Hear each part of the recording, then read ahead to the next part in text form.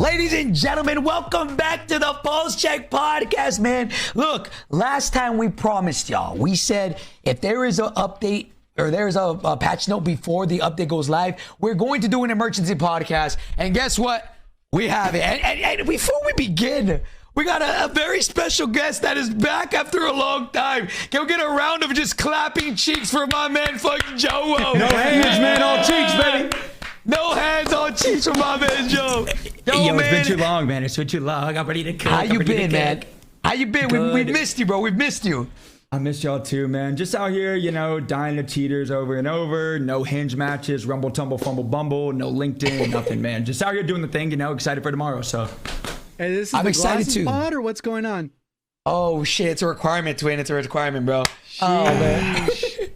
Jay God, Ebates, how we feeling today, man? We've been waiting for this update for a long time, and you know, we got a lot to talk about. So, how you guys been? I got to get something because this is gonna be a yap sesh. Hold on.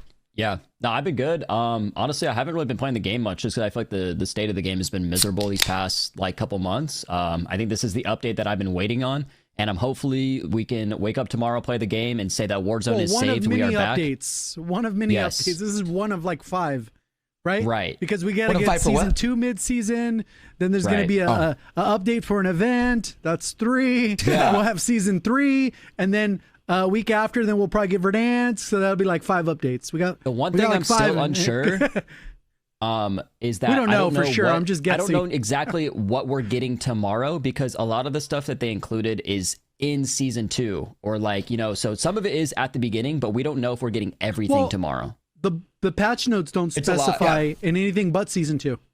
All of this that we're getting, that we're about to read, is all the tomorrow. blog stuff. Tomorrow. Yeah, the blog stuff is going to be. If it's not in this, then it's going to be in the one of the other 4. Beautiful. Or so then yeah, I'm excited. Updates. Tomorrow, like I said, should be amazing. This is probably the update that I think a lot of people have been waiting for, including myself. So I'm super stoked for tomorrow. Yeah, I think. Look, there's. I want to reiterate this, or before we start, there's a lot of things I want to yap about when it comes to this update, but I will say a lot of this is going to be feel. For example, they talk about things like weapon swap speeds, weapon reload speeds, and you know, they hint at a bunny hopping. We cannot give our opinion, at least I feel like, right? Like, or at least give a adequate opinion based off what they're telling us. Tomorrow, we're gonna have to go and check and actually feel the way it feels, because you know, does 10% feel like enough? Does, you know, if the bunny hopping is back, is it actually a bunny hop or is it somewhere in between, right? Little things like that. Again, I will say they are headed in the right direction from what I've read. They're starting to take off all these penalties that were introduced in Warzone 2, or getting rid of them finally. Even something as simple as like jumping ADS penalties. Like, that was a huge penalty that they added in Warzone 2. Like, I'm talking 50% decrease, and now they shifted that to only a 10% penalty. Now, is it still going to feel good? Who fucking knows? That's what we're here to kind of discuss about. So, boys, before we begin, is there anything you guys want to discuss, or are we getting straight into the shit? No, we can get into it. Bro. I think there is one area that I didn't realize was as contentious until I reacted to Jack Fragg's video, basically talking about things that we've talked on the pod for the past 2 years. But basically, I didn't realize how split people were on Omni movement as being a thing. And everything in the patch says, oh, we're speeding up this, right? We're speeding up this. And there's people that think the game's already too fast. But the reality is the game, there's a lot of elements that are slower and more punishing than Warzone 1. So it's like, they say it's getting faster, but then in reality, it's just like going back to the way it was before. So I think people get in their head, they're like, oh my God, I don't want it any faster. But it's like, we had 0 ADS slowdown when when jumping. So we still have a penalty. So it's still slower, but people feel like it's still too fast, which is kind of a weird split. So there's people that think they hate it, every part of Omni movement. And then there's other people that have actually played the game and tried it, I guess, to find out that they do like it and how it's simplified. You don't have to spam slide cancel every 5 seconds to reset your tac sprint. You don't have to button mash or anything crazy. They're just not used to going prone, so they dive instead or something like that. Maybe they got to fix their setting, make a hybrid so that it don't happen by accident. But that's another story. So either way, I think that's one thing that is really tricky when we do these types of things. I generally, since I try to read as many comments as possible on Twitter and YouTube and even sometimes Reddit, like you get different perspectives. And they'll say like, "Oh, the streamers ruined it. They just listen. They need to stop listening to you guys." I'm like, "Bro, you think Warzone 2 happened because of us? Like, they weren't listening to us, dog. I don't know what to tell you. If they were, that would never happen. We would have just got cooking. We would have been going, right?" But I think so. People get in their head, and it's just how it is. Some people are streamer haters, and that's okay. But the reality is, I try to look at everything from every perspective. And there's even things that I'll argue for that I don't even particularly care about because I know it is important to certain people, right? Right. That's the thing that I cooked about. Literally, I said it, and the whole thing, I was like, if audio isn't good by Verdansk, it doesn't matter. All these changes, it's cooked. But also, I feel like nowadays I'm just a Debbie Downer. Not a Debbie Downer. I'm just passionate about the game, and I know it could be good. And I just don't take the blogs and all this stuff for face value anymore. But I saw Hector's tweet, which is crazy because I watched it back and I was like, bro, Warzone 1 compared to now, Omni movement looks way faster than Warzone 1 did. And I might be insane for that, but I was watching back gameplay and I was like, it doesn't look that crazy. But the good thing is, like, you don't have to use Omni movement if you don't want to. Like, you can still hold an iron, especially if they fix audio. I think one of the bigger issues is there's a couple different issues with this that if they're listening. One thing is the default settings that Omni movement launches with, like the first time you load up the game, are horrendous. They are horrendous. They make the game play terribly. And once you get them dialed in, you're like, oh, because I even was messaging the guy who goes, oh yeah, it kind of sucks. When I want to go prone, it automatically makes me dive. Well, you should probably be on hybrid with a medium delay so you don't accidentally do it. But he's like, oh, I didn't even know that was a setting. Well, you know, it is what it is. The settings have gotten increasingly more complex, and it doesn't help that if you're on PC and you don't make your file read only or whatever the hell, every time you load up, you're going to get a different reset. Oh shit, what did I have last time? Oh damn. Like, what are we doing? And then it's like, all right, let me look up the video again. All right, so I've memorized them at this point. I think that has led to a lot of issues with Omni movement because when you break down Omni movement to its like nuts and bolts, it is the most dumbed down version of movement we've ever had. Like, there is nothing with Omni movement that is as skillful as a bunny hop. Yeah, like, look, dude, here is where I wanted to talk to you guys about this because I'm glad Jay got you brought it up. Maybe unless you're on mouse and key, because that's also another problem is mouse and key players, they hate Omni movement. But why though? They do, right? Because they have to use an extra key. Right. Oh, yeah. Like for us, we just do L3 and it's like nothing.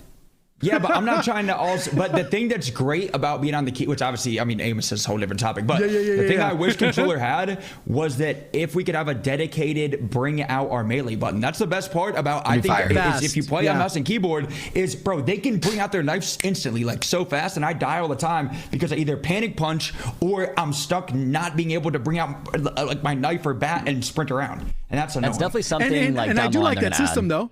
I like the knife, but it's like I do too. How do you fix the problem? And I think this is the other thing too, is a lot of times the solution isn't easy. Like there's people in the comments, oh, they should just go back to MW 2019 engine, same weapon, just copy and paste. I'm like it took them like multiple years to make that. You think they're just going to go, all right, let's drop everything. You guys are chalked for 3 years. We're just going to let the money sit there. Sorry. We're not going to put the update. Like what? Like, oh yeah, good idea, J God. You're like, yeah, right. Like that's not even plausible. What are we talking about?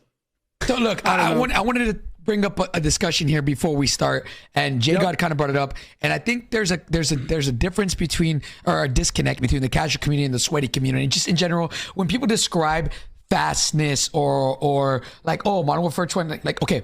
Let's look at this. You look at the game back then and you look at the game now, right? And Joe, I'm going to agree with you. Like, why does the game look slower back then than it does right now? But everybody always refers to Modern Warfare 2019 as the best movement system we've ever had. And the biggest reason is because, yeah, you're right. Omni movement itself is pretty fucking fast, but Omni movement still has delays for certain animation, delays for certain things. Most animations. Yeah.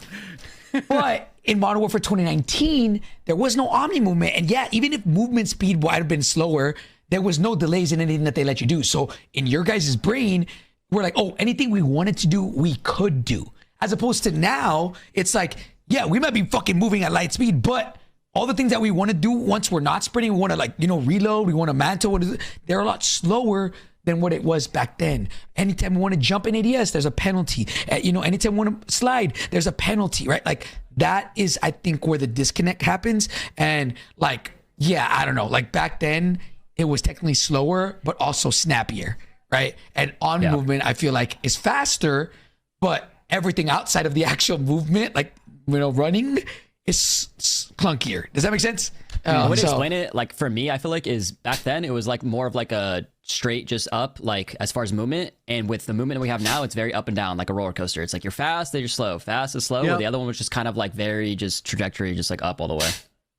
Yeah. So look, like that I kind of wanted to address that and just, obviously whatever you guys, I don't know whatever you guys prefer, but I feel like that was a good kind of topic to kick us off before we get into this. Now, are we ready? Let's get into the actual meat and potatoes. All right, never mind. Also, side note, I think that the settings could be renamed because like certain things where I think if somebody wants that MW 2019 feel, they can have settings to remove your dive. Right? You wouldn't accidentally dive while going prone because you can put it to slide only. Problem is sometimes you still freaking dive because there's bugs that allow you to still dive. So like if somebody just said, hey, I just don't want to accidentally dive. Okay, cool. Just put slide only. Simple solution.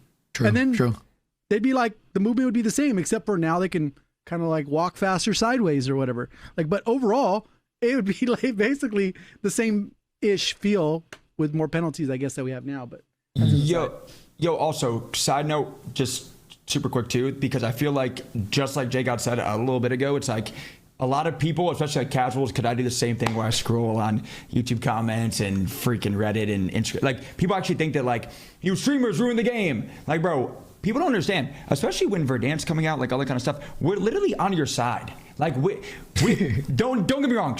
There's a lot of people that streamers, good players that are idiots, bro. They have a delusion of like, skill gap, the game. No, bro, that's not the 99% of the player base. I feel like all of us in this that are talking right now in this have an actual like right mind that's like, no, it can't go too far this way, too far this way. There's got to be a balance. And I feel like we've always spoken on the balance of, yes, like Omni movement's great, but you got to have balances for everything. And I feel like the like hate streamer, you guys ruined our game, it's just like delusion, bro. But anyway, sorry. We're for the dads, bro. Shout out to the dads, man. The Diamond Dads, baby. Chilling, Diamond Dads. Shout out to the dads smoking beers, bro. We're on your side. Yeah, man. All right, so look, man, there's a lot to kind of go over. There's a lot to discuss. Boys, are you guys prepared for what I believe to be a pretty, I don't know about super long, but there is a lot to go over. I don't think it'll be that long if we focus on the main points. Yeah. Yeah, let's focus on the things that matter because there is a lot, right? So, all right, let's go. First and foremost, JD, bring out the blog, please, and let's scroll down to the Ricochet anti-cheat. In my opinion, as somebody who grinds ranked, and that is like what I mostly do, in my opinion, and even in pubs, I get a lot of people telling me I don't play too many pubs. I play mostly ranked, but a lot of people tell me that cheating is incredibly bad. And right now, it is horrendous. This right here, for me, right, my personal opinion, is the number one thing breaking the game right now. It's hackers. And that can be divided into so many sections. That is the anti-cheat being horrible. That is people getting shadow banned for no reason. That is like everything that encapsulates, in my opinion, is my biggest gripe with the game right now. So what are you going to say, one of the things is basically the blog that they put out essentially roadmapped this. So now it's about just execution and they just have to deliver. They said that at season 2, there's going to be some implementations for the kernel level, whatever the hell they're going to do should be better. Mid-season should be another thing that should be better. In season 3 is when they actually drop their solution to what we believe is shadow ban system. Because it should be able to identify the legit players or not. So in reality, it's like, just show us now. Like now they're at the point, just show us that like we have to just wait and see. It's kind of hard to give feedback that it's not going to work until it doesn't work. Yeah. We'll find out tomorrow. Oh, was it slightly better? All right, cool. People are still complaining about shadow bans. All right, cool. Mid-season comes, a little bit better. All right, season 3, damn. I stopped getting BS shadow bans. And all right, cool. Now we're in a good spot. Like, that's kind of what we have to just wait for, which kind of sucks because for the past months and whatever, you're not optimistic because of, mistakes they've made, servers, bugs, all that stuff. But also, I think that it's like a Band-Aid fix for, because obviously like the whole cross-play off thing, which I'm excited about in general, but like I think that's just such a Band-Aid fix for having a horrible anti-cheat. Like it's not like it's they're gonna feel like they've just done all this stuff and talked about it. It's like, bro, just do it. I'm over the talk about it. They actually have to do it. Even the shadow ban stuff, which I don't know if that's ever gonna get fixed, to be honest. But like, I just think that like, I'm excited for it, and a lot of people are, but that's just a Band-Aid fix for having a horrible anti-cheat. One of the things, too, that I'll add with you're saying is that it is a Band-Aid fix, but it's kind of weird they didn't implement those same things in regular pubs. So I wonder if the cheating in pubs will go up because the people won't, maybe there'll be too many cheaters in their lobbies for PC on ranked, that they'll just go to the other one where you can't turn cross-play off, so they can still have filled lobbies, it loads up quicker. So I wonder if that'll be the case, because obviously they're trying to address the rank being the bigger issue when it comes to the cheating, but I don't know. Yeah. It is still Band-Aid. Yeah, again, I don't know what exactly the ratio is of cheaters on ranked as opposed to pubs, right? I can only speak for what I know, and I'll say that there is quite literally 30 to 40 hackers every single night if we play 6 to 8 hours a day. That is not an exaggeration. Like it is. I will more than likely load up to ranked after this game right now, after this podcast, and you will see I will run into blatant cheaters every single game, and that'll be without fail. It's bad. So pretty much what they're summarizing here is what Jay God just said. They have a couple fixes coming. I'm going to take this sentiment, what they say here, with no type of expectations, bro. Like, they've said this too many times. I'm gonna be honest, I don't care what they say anymore. For me, they gotta show me. Like, sure, they're telling me season 2. I don't know what the fuck. I ain't no scientist. Like, I don't know what they're saying. Server side systems, right? Like, I want to see it. Right? Like, whenever we play tomorrow, does it feel better? Whenever we play in season 2.5, when they introduce whatever the fuck their Optimus Prime, like, is it gonna feel better? And then when season 3 comes out, is it going to feel better with their ultimate, it made it seem like season 3 is going to be their big changes to these huge things, right? And I don't know. I'm be honest, boys, I've lost faith in all of this, in the anti-cheat. I don't believe it exists. I don't believe it's there. I believe that they don't have an actual anti-cheat system, and the anti-cheat system is just shadow bans, and they're not actually getting rid of people. That's just, I've been burned too many times. I don't know. That's my... Well, I think it'd be different if we actually ever gone to one of these COD things, like ever, and there was somebody like, I'm here from Ricochet. Like, bro, the shit ain't, I don't believe that dude exists. Who's Rick O'Shea? Who's that? Yeah. Who's Rick? Bro. So yeah, I agree. Like, we've never met anybody from Ricochet. So sometimes it makes me question, like, does that actually exist? Because again, like, I'm running into 30, 40 hackers every single day on ranked for the last month. Like, it wasn't that bad at the beginning, but then it got insane. So I don't know. Rick O'Shea gotta lock in. And what's even fun? Oh, never mind. Go ahead. I will say, you're about to go in. Like, I know, like, ranked was on Big Map this season. A lot of streamers didn't play it last season, but Rebirth ranked for 2 or 3 seasons was like 200 plus hackers in the top 250. So like, hackers have been bad on ranked for like 3 or 4 seasons now. And I know it wasn't like publicly addressed really as much. Like, obviously there's a lot more streamers now playing. But even like when NKO was going for that number 1 thing, he lost number 1 to a hacker and they never banned him. Like, it was insane. That's insane. So, that's what, like, bro, just so it plays like to what I'm about to say right now. Like, bro, I am right now at 249, or I think I'm at actually 250 on the leaderboard right now in the top 250. And I'm probably gonna get kicked out of it. I'm probably gonna get kicked out. Like, and I'm debating after this podcast, do I get on and play and deal with the SR bugs, the cheaters, the hackers, everything right now, or hope and not play and hope that they're gonna get rid of these hackers, like, on the top 250. They didn't wipe the leaderboard last season, so I think you're cooked. You need to get top 250. I swear they didn't wipe it last time. I just don't think they like necessarily, like, it's not that they don't care. I just don't think they're putting their time into manually reviewing the top 250 leaderboard round, to be honest. Like, I think they're just focused on Verdansk and stuff. But also, I think, like, I'm gonna be honest, because I play pubs and ranked both. bro, when people say, and like, again, they might be from different regions or just different places. I can speak, bro. I play on East Coast, which is known to have the most demon lobbies ever at all times. Bro, it's very rare that I find cheaters in pubs. I play big map. I play Resurgence. It's not.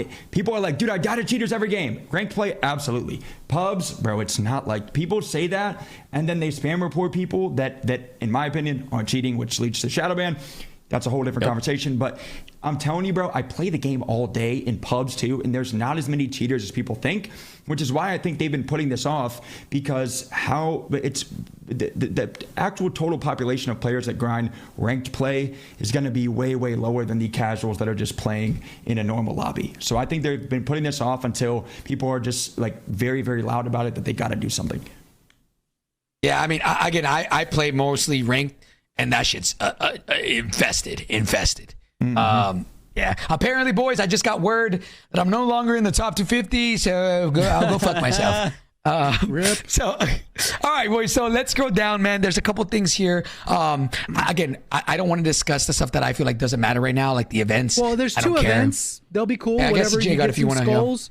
No. This one you just get skulls. It's gonna be like collecting the little thing that the event fully finished the second you loaded up the game, whatever nonsense that was, whatever. And then the Shadow Hunt's only 1 week. Hopefully they'll have cool rewards. I like Terminator last time when we had Titanium Trials. Yep. They probably didn't have enough time to cook because that's like an extra time thing, but that would have been kind of nice to have Titanium Trials with this game. Would have been crazy. But remember what it was? 30 wins or something? Yeah, they're like 30 wins, 20 wins. Yeah, it was crazy. That shit was fire. Then we got the Battle Pass. I'm going to skip over that completely. I don't care about Battle Passes. Hey, at least it's not gold. the black cell. They had like 18 seasons of gold, bro, and now they finally went orange off gold. Oh, man. All right, progress and prestige. We'll keep going. Okay. The camos, I went over this already. We can keep going. Let's just go straight to Warzone. There really is nothing much there to talk about. Now, let's go over a couple of these things, boys. Now that we're going to start. You just skip the spot. Go up to social. We'll point it out because it's not there. One of the biggest issues, I'm sure you guys have seen it in your chats at some point, but like, when are they going to bring back the party up feature? I don't use it. You guys don't use it. But there's people who play with randoms to get voice comms and all that stuff. That is how they like play the game. They search for people with mics. There's a lot of that. Those people are not playing the game because this feature is gone. I thought it would have been here when I went through the patch, but it's not. And they haven't addressed it, and they haven't said they're bringing it back. That part needs to be brought back. Like, whatever, these things are cool too, but like the party up feature is gone. I didn't even know that many people actually use this. I didn't know that many people use this. I see it every day on comments. Yeah. Every day. Yeah. Same. I didn't know it was that big of a deal. That, and it's great content too. Go in there and have prox chat as voice comms as the main thing, and bro, it gets gold, man. It's because now it's good for content too. Yeah, for those style of videos, but the player base just doesn't have access to it. Yep, because there's so many times that, bro, people don't comm in general in pubs. There's people are voice comm banned, all that kind of stuff. But in general, that was great too for content because all your teammates would be calling out in voice chat, and it was just great content. The other part too of it, if you just queue up with randoms, odds are they don't have a mic. Odds are they're not looking for the same thing you are. At least it's kind of like a self-sorting in a way where you're partying up with people that are at least kind of wanting to do something similar and have a mic, and then people could party up, and then maybe they become friends as a result of that. They're just removing elements for people to stay on the game. But yeah, that's just an aside. Didn't think we should skip that, but go ahead. Okay. Yeah, I mean, it wasn't there. That's why I didn't bring it up. But like, yeah, you're right. It definitely, with how many comments I feel like we all get, that's a pretty big one. Now, moving on to Warzone, guys, I want to say this before we start. If there's anything here, bro, that you guys want to elaborate on, Ebates, Joe, anybody, let me know and stop me, right? Because like, if there's anything you guys feel like you want to talk about, I'm all ears for this, right? So first and foremost, it's gonna go maps. Sorry. Yeah, go ahead. Like super quick. I've seen a lot of people tweet like, bro, they've done nothing for all the maps. They already told us in the other blog they're doing nothing for updates wise, new content, stuff like that, because we're getting all these bug fixes and stuff, which is a W. So people are like, where's the Urzik map changes? Bro, they already said that. They're not doing that. So people don't, But where are they, Joe? Fix your game, J God. Jesus. Exactly. All right, so first one, boys. Buy stations. Buy station locations have been updated across Kazakhstan. Cool, not a big deal for me. They do that every season, yeah. Yeah. Gulag loadouts have been refreshed with new weapons and equipment. That's a good thing. Pretty much just changing the Gulag guns, right? Train, they pretty much made the timer whenever you put the brake on from 60 to 240 seconds. Now, Area 99, this one I think, again, if EWC is going to be on Area 99, they added 2 additional buy stations to Area 99, which I think they said there's 10 of them on the map right now, so now it's 12? Yeah. Something like that? I don't know. Yeah, so Area 99 adding 2 buy stations to that. The playlist, Battle Royale, solo duos, quads. Ranked play is going to be in trios, Kazakhstan and Resurgence, solo duos, trios, and quads. Quads, Area 99, and then Plunder quads. Now, let's get into this, and I know Joe is going to want to cook here, so we'll go. This will be a big topic today. Telling you guys, get an Xbox. Yeah, he said Xbots. He said we're going to fry the Xbots, Jay God said. I saw his tweet. So look, man, they made a couple changes to ranked play, and for those of y'all that don't know, they made SR changes higher than what they are currently right now. But what sucks is they accidentally pushed out this patch live early on Friday, which is why I lost like 500 SR, which I'm fucking sad about. But whatever your SR is, they were taking away 50 SR. Like, let's say right now, my minus is 150. So in actuality, I'm losing 200 SR whenever I drop in. But it doesn't tell you that until the very end of your game. After you load back in and it does the SR summary, it'll tell you minus 200 SR or whatever. So whatever number you're seeing at the top right is wrong. This is a bug right now, but all these changes, they accidentally implemented it early. So let me just read it real quick. For the second season of Warzone Rank Play, we're deploying adjustments to restrictions, SR gains, and deployment fees. Notably, the tracker perk, which now outlines enemies in light of sight without live pings, has been removed from the list of restrictions. So you'll see later on they fixed it. So now they put it back into the game, or put it back into Rank. We see new SR adjustments aimed to streamline progression, helping players quickly align with skill-appropriate divisions while addressing barriers when bridging the gap between key ranks. Placement and elimination rewards have been fine-tuned to encourage competition and skill diversity in higher ranks, while also ensuring players in top tiers like Crimson and Iridescent face greater challenges to maintain their status. In addition, deployment fees have been rebalanced to ease progression in lower ranks and increase the prestige of reaching top tiers. So we'll go over that right now. So pretty much, guys, what they did was they made it easier to go up in the bottom ranks and made it harder to go up as you get to Iridescent, Crim, top 250, which is all necessarily bad. Yeah. Which is fine. Normally they look at the bell curve. Normally they look at the bell curve, and we've seen the chart before. They want most people right at like the most amount of people at like plat, the beginning of plat. And then basically the bell curve falls towards bronze and falls towards iridescent. But I'm going to keep it a buck. All of that and all of this is all yap, bro. The thing I've been preaching I've solo queued for 3 seasons now. Hector, I fought you guys. The amount of teammates, which I'm not saying this is bad, the amount of teammates that I have that are silver and gold, and read what they're saying. We're going to help people get to their rank faster, but help people stay with it. It's all yap, bro. The only way to actually have a competitive environment, like they're saying in this full blog, is to do what we've been saying for forever now, to actually have longer queue times and have people in higher ranks where they're supposed to be, and fix this whole SR system. I have teammates, which I'm not saying gold and silver are bad or platinum are bad, that are platinum players, gold or silver, fighting Hector's squad top 250. How is that competitive? How is getting them where they're supposed to be? You get bonus points, Joe. They get bonus points for getting slammed. Not a single kill. Not a single kill. Like, bro, it pisses me off because that is all yap. Anybody that's like, well, that wouldn't be, I don't have time to wait that long. You're iridescent, you play the game all day, you have time. Most likely you don't want to have time to sit there for a longer queue time because you know if you got to fight your rank, you're getting cooked. You don't get to farm gold and silver players or platinum players anymore. You get to fight people that are on or a little bit close to your skill level, and you're getting cooked, and you'll be hard stuck diamond like you should be and not crimson or eerie. And I'm sick of this BS, whatever SR system that is never gonna work, bro. I have solo queued every single season, and my teammates are not good, which is fine. But why are we fighting 3-stack Eries, 3-stack Crimsons, and 3-stack top 250s as golds? Well, I know we talked about this for a while with the queue times. We had Tyler on. Yeah, we had Tyler on, who worked previously on Warzone Ranked back in Warzone 2, and the big reason why that was like a thing was just like queue times, right? Like I personally, in my opinion, I think that queue times should not matter. Like I think if it was up to me, maybe this is my opinion. I think that I'm willing to wait 5-10 minutes, whatever it takes, to fill up a lobby with like insane players. Like that's just me. Like I would like that.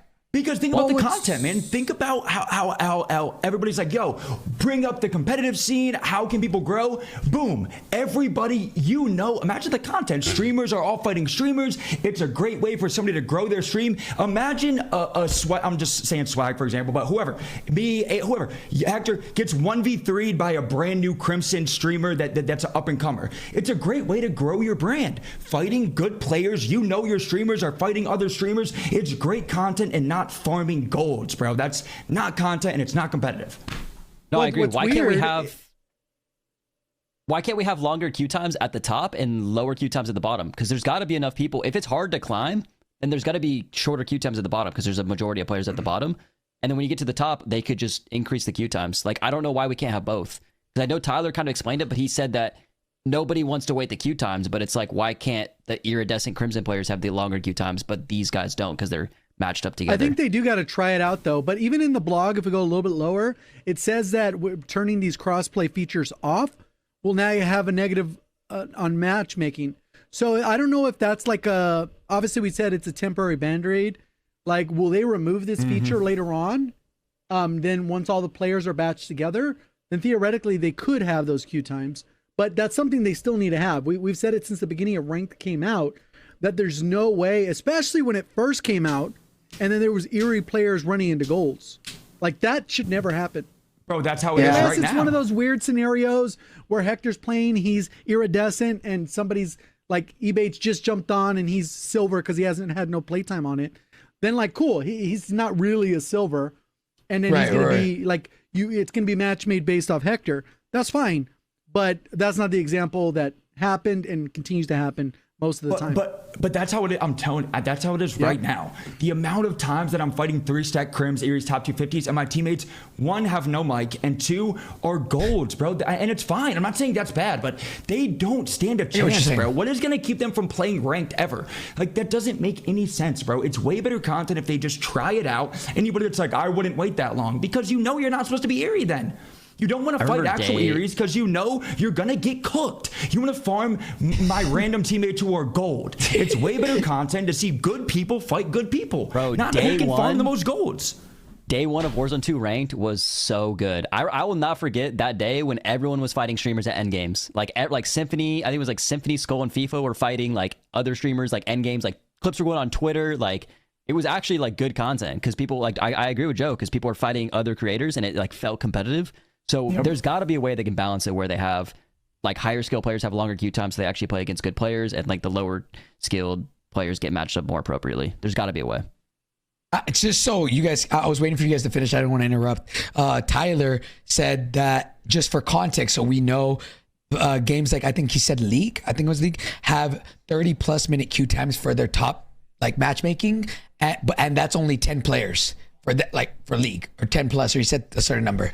But just to give you context, like now imagine, I'm assuming was what he was trying to say was like, imagine now 120 players, like they have to give at some point. That's what I got from him. He probably didn't. He wasn't saying that.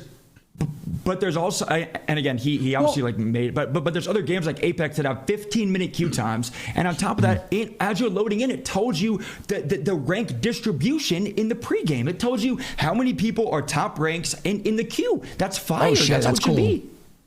Well, on top of that, they haven't tried it. It'd be different if they tried it, and then there were Eerie people like, this is kind of a little too much. We can't wait a half an hour. All right, cool. We'll ease it up a little bit. They can course correct and say, okay, now maybe it includes diamond. There won't be anything below diamond. But to actually impact it, like where we can actually, not we, because I'm not going to play ranked, but where people can try it out at the highest levels and actually make that decision whether or not they will. And odds are there might even be scenarios where people will play more because it's going to be harder to gain SR.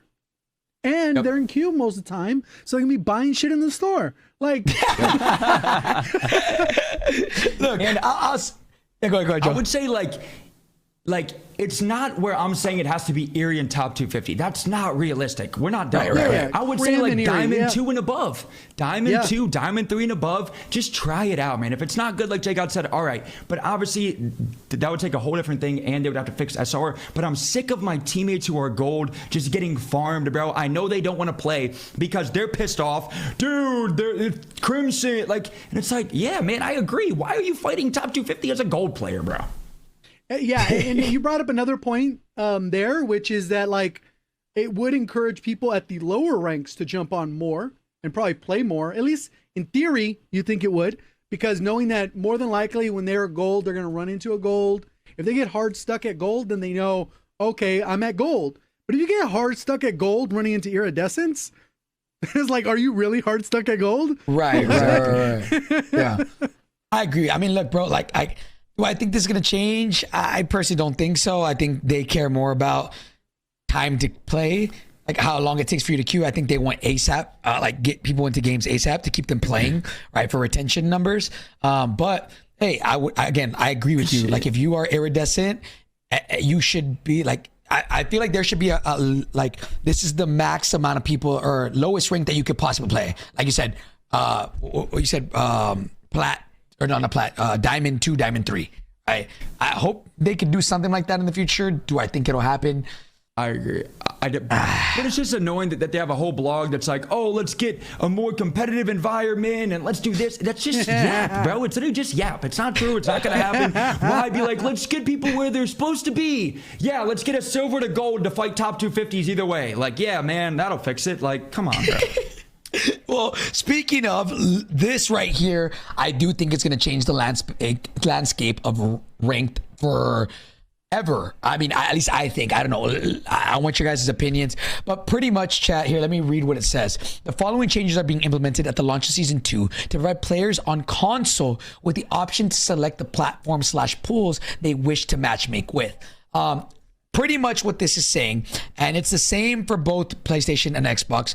You have three options whenever you're on console. You can choose to have crossplay enabled or on that lets you play with anybody from PC, Xbox, PlayStation, doesn't matter. Then you could have console only on, which enables ranked play only on Xbox and PlayStation, only on Xbox and PlayStation players, right? Or you could have crossplay off to where you're literally only going to get matched up against PlayStation players only. You will not get matched up against Xbox. You will not get matched up against PC players, right? So now people have this option, but the downside is it will negatively impact matchmaking queue times. So those are the downsides. Is you're gonna you're gonna be playing against Xbox or console only, but your queue times are gonna be pretty long, right? And now, do they think that that's worth it? I don't know, right? There's a lot of people, Joe included, that are contemplating whether they want to make the switch back to console just for the sake of cheaters, because I'm telling you right now, been on console on and off, right? You keep going back anyways. Yeah. Trust me, I'm booting that thing up tonight, bro. I got a squad lined up tomorrow. Chris and I are locked in tomorrow. Like, that's how I'm doing that.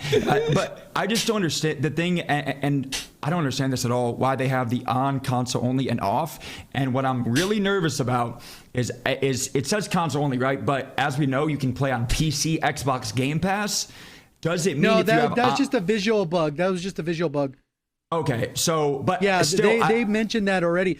Whether you believe them or not, I just don't understand why anybody would ever. Yeah, I just don't understand why anybody would ever have Xbox only crossplay off and PlayStation only. I feel like that's going to even limit more people from playing console only. Well, I don't see a single benefit to doing that. I think the only thing that makes sense to me, like just being devil's advocate, I guess you could say, is that maybe they're seeing how many people even click that on. Maybe people don't click it on and they're like, you know what, we'll just scrap the idea. If it's a lot of people, they'll probably leave it on if the queue times aren't insane. Yeah. Maybe that's the way to test it. versus only giving us the one, and then they'll never give the option a try. At least this way they can go, yeah, we crossed it off. We already tried that before. We're not doing that again. Right. I mean, they're collecting data. Yeah, maybe. This whole thing is super cool. Like, I think right now it's a short-term solution to a longer-term issue that needs to be fixed. Obviously, the whole hacker thing. But the problem with this too, also, it's going to split the player base a little bit for us season, just because if we're putting console players here, PC players here, ranked could be a little weird, or like the top 250 leaderboard might be a little different. I don't know how it's going to all play out, but hopefully one day we can have a day where everyone is back together and there's no hacker issues. But I'm glad that they are doing this. It seems like a good temporary solution to a large problem. Yo, can I just quickly speak on the cheater thing on console? Because it's actually... Yeah, so what's the deal with that? I was about to get into that. It's okay. So to my knowledge, might be wrong. One, the only things that you can do are Cronus and Zims. Obviously, Cronus, I got to be honest, if you got to buy a Cronus to control COD recoil, you suck. I'm going to keep it a buck. I'm sprinting at them for free SR. Respectfully. Zims, same thing. If you have to buy that to have aim assist on mouse and keyboard, to my knowledge, if you have your PS5 and PS5 Pro as a system update, those devices do not work. You can go, it takes 5 minutes. People just yap about there's cheats though. Yes, that's 100% cheating. That is not as bad as obviously on PC spin botting aimbot. Not as bad at all.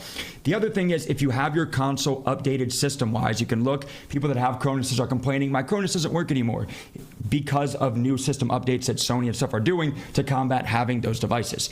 The other thing is there's no such thing as aimbot and walls, to my knowledge, on PlayStation.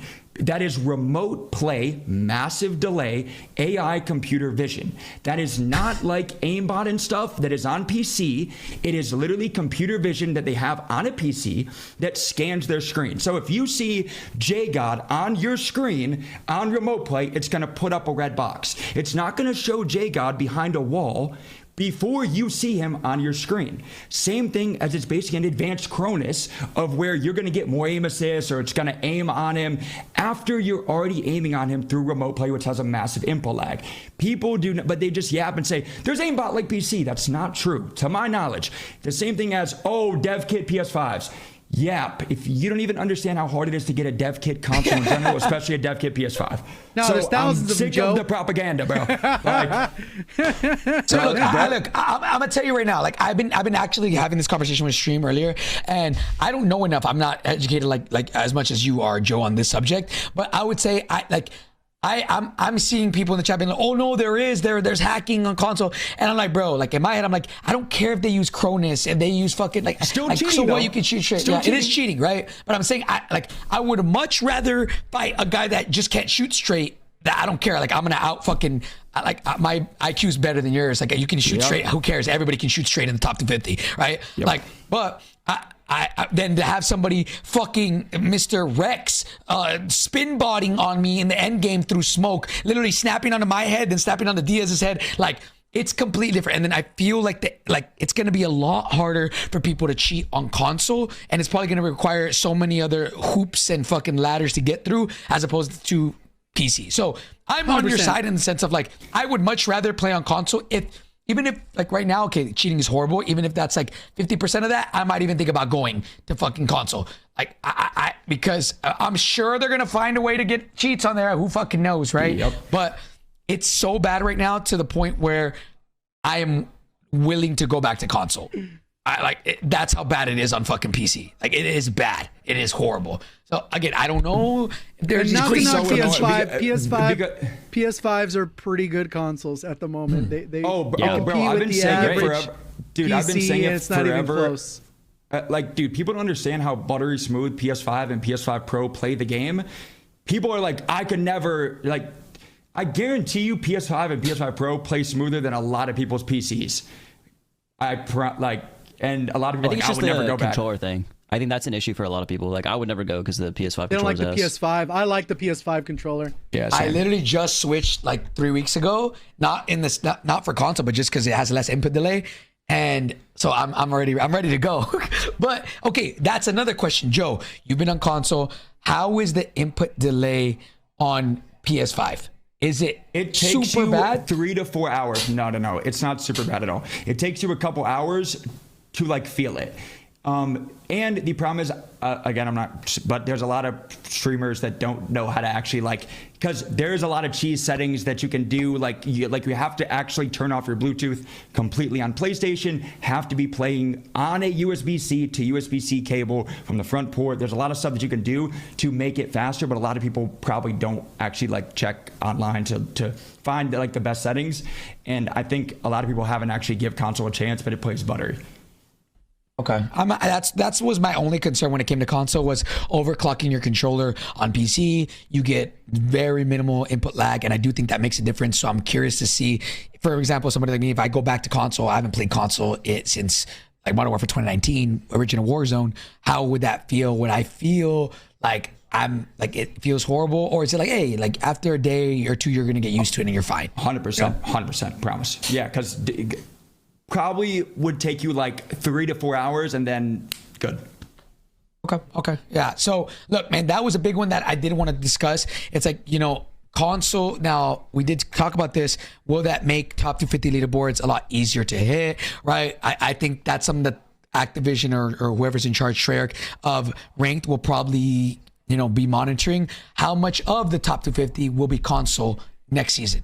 Right. Because then they'll probably fine tune and figure out, okay, how do we make this work? Is there going to be a console only top 250? Is there going to be a PC only top 250, right? Or in between, right? So I'm curious to see how that plays out. But apparently in Warzone 2, console could take off crossplay on ranked. Is that true? You could have crossplay off even last season on Rebirth, but I could never find crossplay off lobbies in ranked on PlayStation. And the problem was, which I'm kind of scared because they have that two crossplay off feature, is that it was only PlayStation only. So past Crimson would never find lobbies because it was only PlayStation. Now I hope with it being all consoles, there will be players and lobbies. And also I think that how bad the whole rank distribution is, I'm going to be a 3-stack top 250 against golds or silvers. I think it's still going to be that bad, and I hope that they fail because I can't wait to die and not have to question a kill cam. Yeah, that would be great. So that alone is knowing even after you get used to all the input delay and all that stuff, maybe it's not minimal, right? At least hey, I'm fighting legit players behind this, right? Even if they got a Cronus, at least me, I'm who cares if you shoot straight? Again, everybody shoots fucking straight. Is Cronus cheating? Yes, but don't get it twisted. I would much rather fight somebody using a Cronus than fucking, Rex and Reflex spin botting me on ranked right now on PC, right? So I do think that would be a lot less players cheating on console than it is on PC or whatever. So we'll see how that impacts actual ranked next season. So Joe, let me know tomorrow. Text me. Let me know how it feels. We'll see. Fingers crossed it's smooth, man. I don't know. That was the number one thing I'm just excited about, just to grind and just not have to die. And every time be oh, cheater in the lobby. Here we go again. It's over and over. And it's it's just good content in general. And I just think I'm just excited to die in a normal way and be that guy's just good. GG's. Yeah. I mean, that's again, guys, we wouldn't even have to be having these discussions if the anti-cheat just worked. So yeah. Also, real quick, to not to freaking one guy a guy, but to one guy RB in chat. The wall hacks that you've seen on Twitter are AI computer vision, not walls like PC, where you literally have somebody on your screen already through remote play. Insane input lag that I know of. Of course, there might be some insane ones. I don't know, but from all the ones you guys have seen on Twitter are remote play AI. If they're on your screen, then there's a red box. If you need that, then you're cooked. Yeah, Pep. All right, bro. All right. We digress. Let's continue. Now, moving down to restrictions. Pretty much, tracker perk has been removed from the restricted item list in Warzone rank play. As you guys saw, the tracker perk no longer live pings players through the wall. It now provides an outline, but as soon as they pass through, as soon as they're not visible, that goes away. Which I do think is a pretty good fix. Did you see it got an insane buff? Tracker itself? Yes, it's insane. They got a nerf and an insane ass buff. You'll see once we get down there. Okay, well, I guess we'll wait for that. All right. So let's go it's all down. Good. We're just baiting the hook, so people gotta watch. No, I'm just playing. God loves it. He loves it. All right, Mr. JD, zoom out here, JD, so they can you can see it a little bit better when you do it on that end. Reality is the main issue with that update is all they did is make it so you just continue to get a penalty. The other stuff, it's like they'll just have to play it out. The actual numbers aren't as important. You just get a bigger penalty. Like you said, it's already gone through. Like that update people have been playing with. Yeah. JD, there you go. So elimination rank delta. What is this? I'm confused, guys. Do you guys know what this means? I have no idea. Well, that's the difference between you and the player. This is where I was saying that, like, if Joe killed you and he's with gold players, they're going to get more SR. Yeah. Delta's the difference. This is like, right. So is this like the difference in divisions?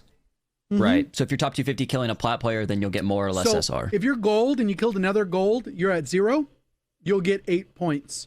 But if you kill a diamond, or a plat rather, you'll get 9, a diamond 10, and then crim or higher, you'll get 12. Right.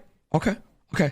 Then at the bottom one, this tells you how much placement and SR you get for top 40, top 30, top 20, top 15, top 10, top 5, and first. I believe that's the same.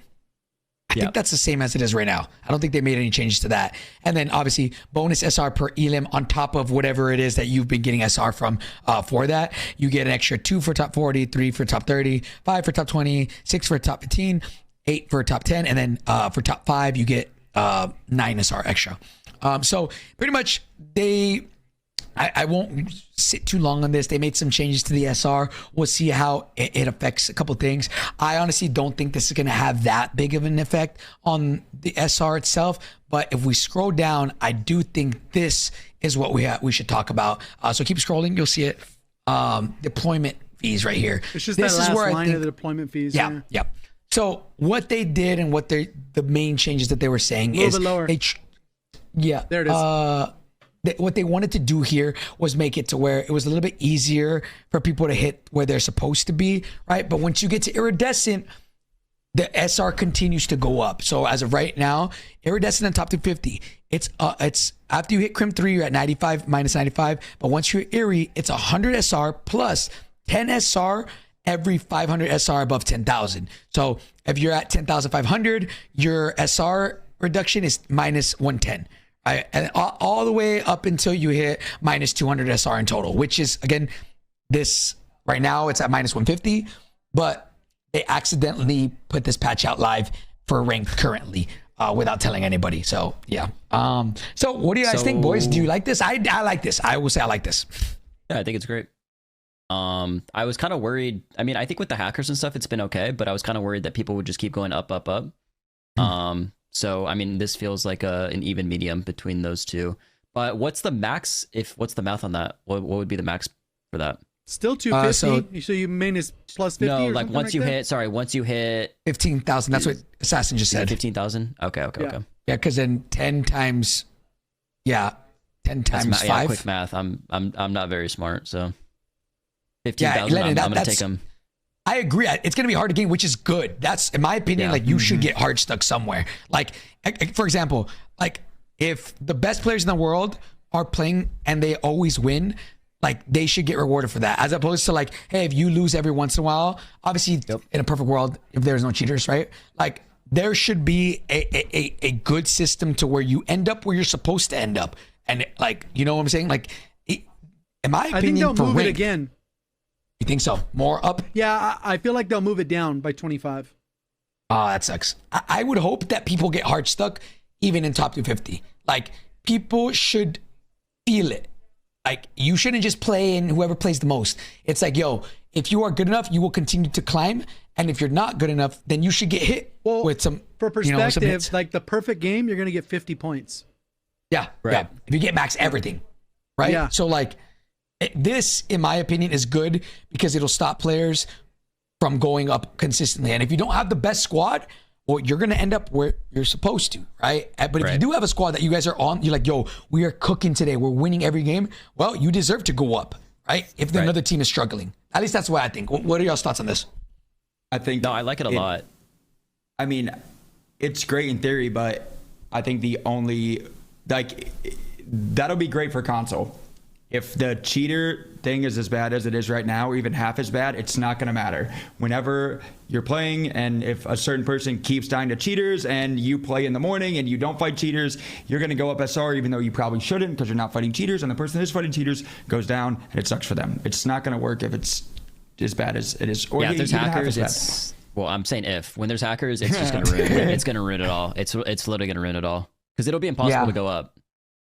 Yeah, that's gonna be another one. Yeah, we'll see if they actually make any changes to that. So yeah, we'll see. In theory, I like this. If there was no hackers, I think this will play out pretty good. Now in practice, we're gonna see how it actually plays out whenever we have fucking these rats aimbotting us across the map and stuff. So we'll see. I'm curious to see how it all plays out. Obviously, right now, I do think that it's pretty good. And if you're good, you will continue to go up. But if it's bad, I do think to a certain extent, you will get pushed down. So we'll see how it plays out. We'll see tomorrow whenever rank comes out and stuff. So let's scroll down. We can look at the rank rewards for just really quickly. Apparently, people were saying that these are animated. That gold and up, all of these camos are animated. Where does it say that? I don't know if that's true. I'm not gonna lie, the top 251 is mid. Bro, the Eerie one's fire, but the top 251 doesn't even look that good. The top 251's ass. I think it's ass. Good thing you get both. Oh yeah, true. Yeah, you get them all, right? Because I like that Eerie. Yeah. That Eerie one's fire. Yeah, that one's fire. Yeah.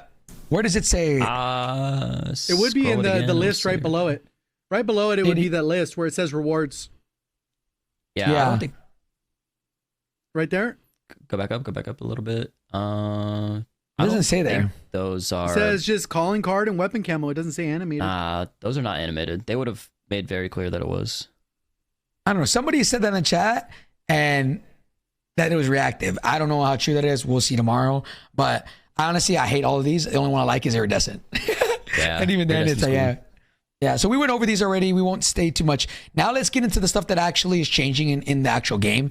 So buy stations. Now, talk to me about this one. This one's weird. This one, okay, Some people hate it. Some people love it. I want to see what side you guys are on.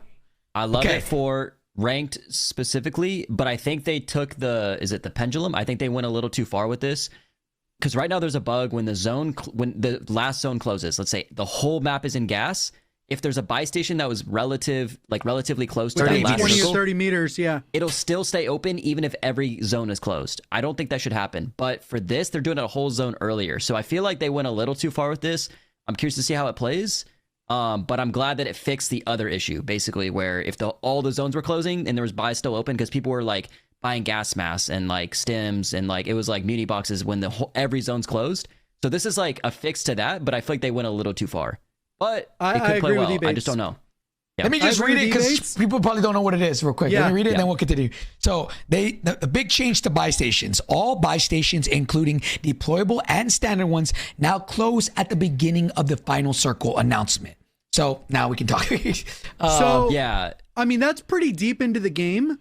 Yeah. Like, I'm sure they looked at analytics and said, how often are people even getting final circle? Which is like, what is that, zone 9 or zone 8 or something like that? Yeah. 7, 8, 9, whatever the So fuck. I feel like that's probably not as bad as I initially thought now that I'm thinking about it. Because this still allows you, like, let's say you're on top of prison. The zone is going to rotate to control. A lot of times if you're last alive, you hit the buy station by grandma's before it rotates out. And boom, you buy back 3 people. That'll still be possible. So I'm fine. I'm fine with it. Yeah, I think it's a great change. I'm not gonna lie because I feel like it can get kind of cheesy. Also, I'm not sure if it says in here, but I saw that if you do an Intel contract, I think it says that there's a slight possibility for a durable gas mask, or is it a spot? Yeah, I'm pretty sure. Yeah, you're right. You said it right. So I'm not sure if that's going to be in ranked or just pubs, but either way though, like say it's like stims plus a full gas mask, that's still a long time in zone, and I feel like there was times that zone plays got kind of cheesy, and I like how it's a more standard kind of BR way of like your team has to play as a team end game and like rotate early and stuff like that. I kind of like it, to be honest. If you've watched any of these Area 99 customs, like majority of the games are honestly coming down to like zones are fully closing and then people are like at the buy with like 30K and like it's kind of cheesy. So I think this fixes that issue. I think the next change is actually crazier. I don't know if I like that one. That one's but I another don't. big one. I think let's talk about them in combo, right? So let me go over it real quick. Let me go over this, boys, and then go over what they say, and then let's talk about it. So apart from the actual buy station change there, they deployable boxes, that includes utility boxes, munition boxes, and armor boxes, and others can no longer be placed in the gas. So real quick, that means that if you have stims and you have a mumu and you want to go in the gas and play gas, you can no longer throw that in the gas and it work and get more stims to make gas plays. So I think Or a lot of chain this them is together with the team, right? Too. Exactly. Though, can you still throw them if you have a PDS? And also, does a PDS now have a buy station where if you drop it on a buy that's in gas, does it open they're up? not fixing that. Nope. But- It says it in there. So yes They to actually the first made it one, so but it doesn't do it Yeah. anymore. Yes, the Wait, first okay. one, but in No order to for the that to second one. work, your teammate would have to throw the PDS down, so then you could throw it a muni box, because you can't throw a PDS and a muni box, because then it would destroy the You don't have PDS. both. Because you can't have Gotcha. both. So it would work with a teammate, but not you. Yeah, you'd have to like plan But it I out. think you can use it. I don't think it says anywhere, but I think you can use it, a PDS, to throw your mumus and all that stuff, but you can't use it for a buy station, which they did Correct. say. Yeah, they updated. I think it's one of the next lines. So right here, let's look at this. We've noticed an increase in buybacks during the final circle, sometimes even after the gas has completely consumed the map. While we appreciate resourceful plays, the tactic of a team camping a buy station to secure a win doesn't align with our vision for last team standing wins. To address this, we're making changes to encourage more meaningful and intense engagements in the final moments, the way we believe most matches are meant to end. We remain committed to identifying and addressing these other cheese strategies in the game. Regardless how long a mechanic has been around, we're dedicated to refining systems to enhance the game's competitive integrity. I actually like this. I like the Yeah, change. it's fine. I think it's going to be cool because, in my opinion, in theory, this is going to give us more actual gunfights and not people just running away and trying to make gas plays. Which I get, yeah, gas plays are cool every once in a while, but like if that becomes the meta now, and as we saw, not today's stuff though, for sure. Yeah, yeah, it definitely is going to change. Even not even in just final circle, guys. Like even when you're running from zone, like it's gonna feel you're not gonna be able to be. Imagine you're at the edge of zone, right? And like you. Like it's certain situations, if you're at the edge of zone, you're in zone 5, whatever, and we're in a custom, right? You can't throw your moo into the gas by accident, even if you're on the edge. Like you got to make sure, I feel like it's gonna be rotate. You're gonna be chalked, bro. Yeah. So we'll see how this plays out. I don't mind it yet. Let's see how it plays out in theory. But I do think this is going to be a drastic change for just in general. I don't think for pubs it will be that big of a deal. It's just the end zones. Yeah, the end zones, I like the really high stake games might be less cheese, I guess. I don't know. We're gonna have to wait and see. I'm curious to see how it plays out. Then a couple, they pretty much increased. But I will say, if somebody's gonna be in the gas, they should be able to see. They haven't mentioned them clearing up the gas that much, and I think the gas is still funky. Yeah, the visuals, like how you can see. That shit's ass. That shit's ass. Okay, so let's scroll down. So this is score. I honestly, I don't care. I'm just gonna, don't care about all this XP. We're just gonna keep going. Now, let's go to quality of life highlights. Line there. They're actually Which nerfing one? the XP and plunder for weapon XP. So you're not gonna be able to get as fast XP there. But level XP is there. So new players, they could probably level up there, get to level 55, and then they'll be able to take their gun into the regular modes and gain XP pretty fast. Yeah, again, I still think that they make leveling up your weapons a little bit too fat or too slow. Too slow. Sorry. Yeah, Warzone needs to remove weapon leveling. Yep. Completely. Have everything unlocked. All right, let's go down to quality of life highlights. This first one, man, I think you guys can all agree, right, fellas? Like, this should have been a thing since day one. It's kind of like, I guess, I don't know if they try to balance advanced UAVs, but advanced UAVs now display elevation arrows to indicate player altitude. We've known for the longest time that if you pop an advanced UAV, you kind of, you get an advanced UAV, but you lose the ability to see whether a player is above you or below you with the elevation arrows. And now they finally added it. I'm glad that they did. Warzone Barracks, the button layout in Warzone Barracks has been reorganized to match the structure used in multiplayer zombies. I don't care for that. Ammo cache deposits now function like munition boxes, dropping additional ammo and equipment on the ground. So before, you would hit square to get ammo, and it would just give you whatever it is that you have, but it wouldn't drop the extra on the floor. So now they do that. Pinging buyback flares. Let me talk about this. Boys, do you guys think this will actually be useful? pinging buyback flares? Like I guess maybe if you don't have comms, right? You don't have a mic. Yeah, for like no comms, like you could say like, oh, he bought back here, but. Yeah. Okay. Match stat tracker. The font used in the match stat tracker has been adjusted for improved readability, especially at lower resolutions. Detailed weapon stats. Jagard, can we talk about this? What is the deal with weapon stats right now when going and seeing? Did they remove it? I heard that they removed it. No, there were some that were bugged, right? That was one problem. But on top of that, there's still certain attachments where it didn't properly reflect the change that the weapon attachment was making on the weapon. Kind of good examples of this are, because we don't really use a lot of meta weapons with those attachments, but good examples of this from MW3 is like the aiming idle stability or whatever. You'd look for attachments that had that stat, but then when you'd actually look at the stats, it wouldn't pop up anywhere. And you'd be like, oh, we know it's the better because it removes the shake, but it's not like it's 7% better because you can't see a number. And you have two attachments that have the same thing, but you can't see the number. Well, now they're basically making it so that there's going to be a number that changes something. You'll be able to see the number. Right. That's essentially all that it's, at least based off what it says here. Okay. Okay. All right. The like change, I hope, and again, it could have just been me, but the thing that would piss me off so much is like you couldn't check a stat for an attachment unless you like backed out for the whole gun screen, pressed R2, then clicked into the attachment and not like go in. Yeah, and I hope that will also get fixed because holy, that's annoying. Okay, so the next one is fade distance. The fade distance for loadout and cash drop crates while parachuting has been reduced to 300 meters for improved visibility. That's kind of weird that they did that just for parachuting. I feel like it should be like, I don't like that we can see our loadout. Like it blocks a lot. Yeah, like literally, even if you're not in a parachute, if you're just walking and like I aim in any direction, I can find it. Sure, that's great. You can know where it's at. But like, bro, the amount of times where I've died because the parachute, or sorry, the loadout crate is being blocked by a player, an enemy player, and I don't even know that that's a guy. Yeah, that's one. But the next one is body shield. I guess you can no longer release them midair.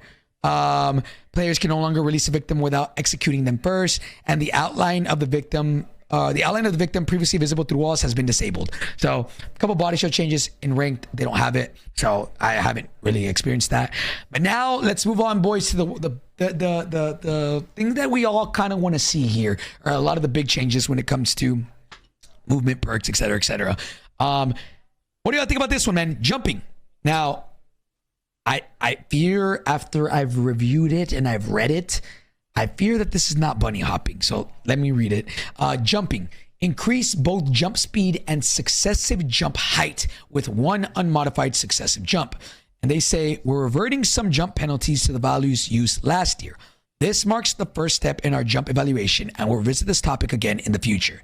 So after reading it again, when they say we're reverting some jump penalties to the values used last year, that's not bunny hopping, right? Because last year, that makes me think no as well. That's Why just are they adding going back to Modern Warfare 3. Jump penalties? Right? I don't get it. Why are we adding jump penalties? Like that was a choice. Jump penalties. No, this is removing the jump penalty. Removing the jump penalties. No, I know. I just don't get it in the first place. Why are we adding jump penalties? Like it's so like because that's a Treyarch. That's a Treyarch decision. Ah, man. Like, I'm telling you, like, okay, this is what's wrong with Warzone. Last year, I mean, this has happened before. It just happens. Like back in Black Ops 4, there was I think it was during the beta weekend. Somebody who's been around played the beta back then. They did a thing where they buffed the jump, right? Or it was either buffed or nerfed, and it was insane. Like you could jump an insane amount, and then they're like, no, we overdid it, and then they went backwards. So like, there's certain times where they do need a penalty, but we weren't at a spot where we needed the penalty. Like, let's say you could do 7 successive jumps where they were all like insane. Then you'd go, okay, cool. We can add a penalty. So you can only do up to 3. So it's relative right now, though. There's really not need for penalties like that. I agree. Like, again, a lot of these changes, and I think it's what's wrong with Warzone. It's every year there's a new studio that comes in that has their design choices of what they believe to be the best version of their Call of Duty, right? You have Infinity Ward, you have Sledgehammer, then you have Treyarch, all having different opinions. And then Warzone gets the shitty end of the stick because they have to match whatever changes that they want, right? Because, you know, Activision wants it to be 1-to-1 or whatever, right? So like, for example, like last year, Modern Warfare 3, they had their own opinions. Sledgehammer had their own opinion of what they believed a good game would be. Now Treyarch came in, they have their own opinion of what they believe to be the version of the game. But with that, they've introduced a lot of penalties because, again, like we saw in that tweet, that one of the devs came out, said pretty much they believe in balance and why they add penalties, et cetera, et cetera. I'm paraphrasing, but you guys get the gist of it. So This is one of those things where last year there was no penalties for this, or there were minimal penalties with Modern Warfare 3 and Sledgehammer, and this year Treyarch, for maybe there's a reason why, but they added penalties to this because they felt that was balanced for them. So I'm glad to see that we're kind of going back to minimal penalties. I would hope to be none one day, but that's what this is. And again, I don't think this is going to be bunny hopping based off what the extra info that they gave us at the bottom. Now, parachute, this was one thing that I'm going to give a shout out to my man's Mark in the chat, bro. He pointed this out and I didn't even know this was a thing, and I'm so glad that somebody from wherever Activision saw it, and they made the change, right? Like, it increased the speed of the parachute cut animation, making cutting a parachute and readying your weapon significantly faster. And then on top of that, increasing player velocity when landing from a cut parachute land for smoother transitions into a full sprint. So like, I didn't even know this was bugged, and like, I'm gonna be honest, I feel like they probably didn't even know either. And so somewhere along the lines, Mark's video got out and we're like, yo, why is that a thing now? Let's fix it. And then I assume that's what happened, right? So, yeah, I mean, I'm glad to hear that they're, again, it's so frustrating to see things that were in Modern Warfare 2019, Warzone 1, and how things felt with no penalties to now fast forward after Warzone 2's. Like this, there's still things left from Warzone 2, the residue of changes that they made with animations that I didn't even notice this. I didn't even notice this, right? It can be the littlest of things that you don't notice, but you feel it. Like, you can't mentally like understand what's going on, but physically when you play the game, you feel it, and you can't explain it. And this is one of those things where I was like, wow, dude, I didn't even realize it, but I felt it. You know what I mean? So until next year, when there's a new COD that goes back and reverts all this again, and here we are in a year again, any fivers, any primers, brother. You know what I'm saying? I don't think that's happening again, though. I don't think that's happening. I hope not. Okay. All right, boys. So let's go down to perks now, because there is a couple changes to perks as well. In my opinion, W changes. Now, we know about the reactive armor. The armor will generate up to 50% if you have not taken damage in the last 5 seconds. We went over this already before. I don't think this is going to be that big of a deal. I don't think it's going to be that good. I'm more talking about the adjustments here. This is the one. Now, Jay God, you want to take over? I want kind of tell me what you think about this tracker. It's just the second bullet point that's the broken part. But you can read it. Okay. So tracker, pings have been replaced with an outline that is not visible through walls, but will still appear on targets through smoke. So that one should be good, right? That one should be good. But here it says tracker can now mark up to 5 targets simultaneously. Oh my God. Engaging a 6th target will remove the outline from the first target. So correct me if I'm wrong, right? Tracker got combined with Combat Scout, right? So this means shooting, right? Like, yep. Yeah, so if you this shoot, isn't that good, I feel like. No, it's going to be insane with smokes. You can just shoot into the smoke up to and then 6 people for your team. That's crazy. This is going. No, dude, this is going to be insane. When are you ever shooting 6 people at one time?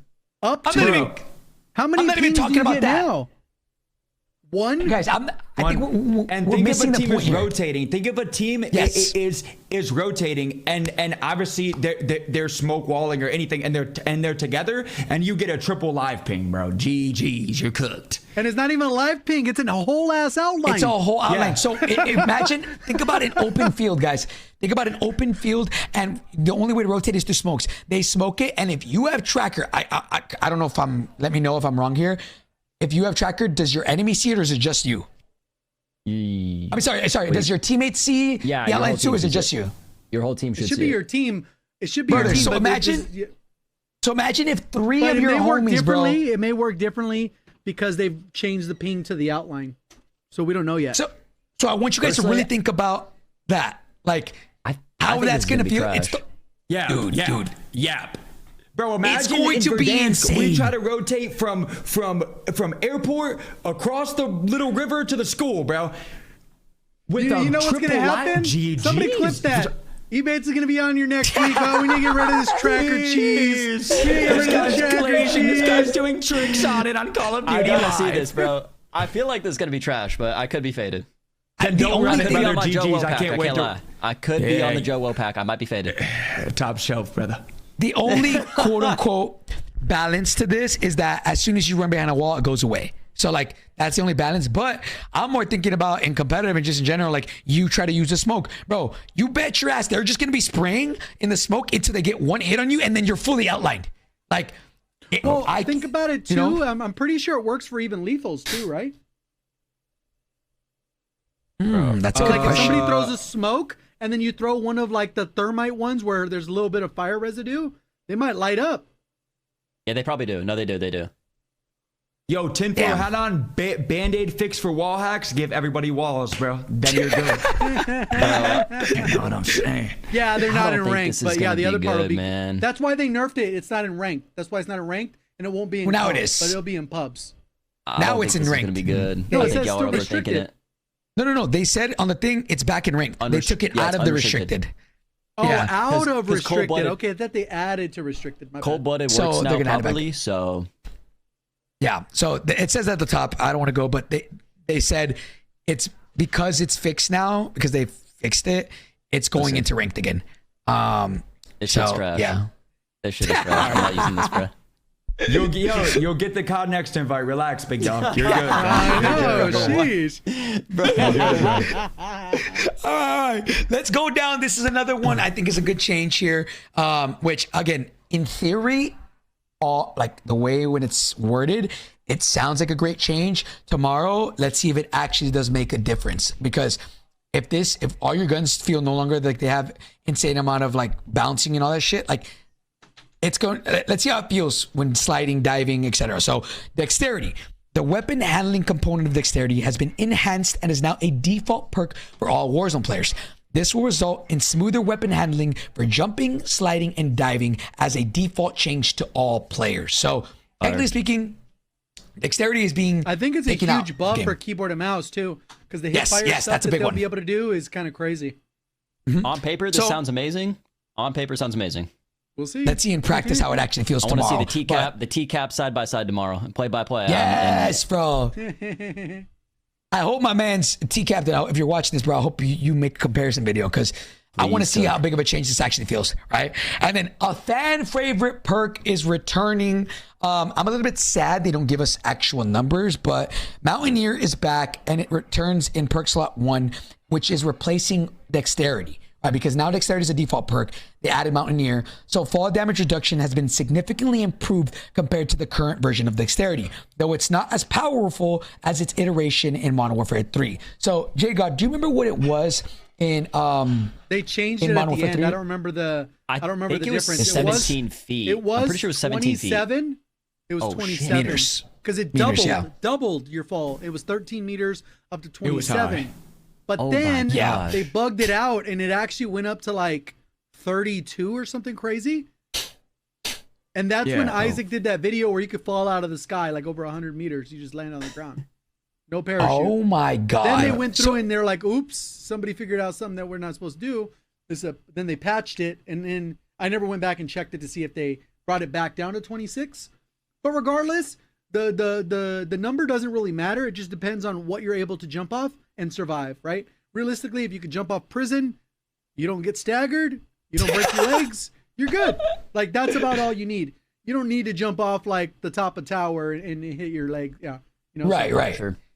So I'm curious to see what this number actually is. I'm surprised that they didn't include the number, right? If 26 was the meters last year, I wonder, 13 is default. Then, okay, like, what is this, 20? Right? What is the meter range? Somebody's going to have to do a video to test it, right? So I'm glad to see Mountaineers back. Veteran buffed it.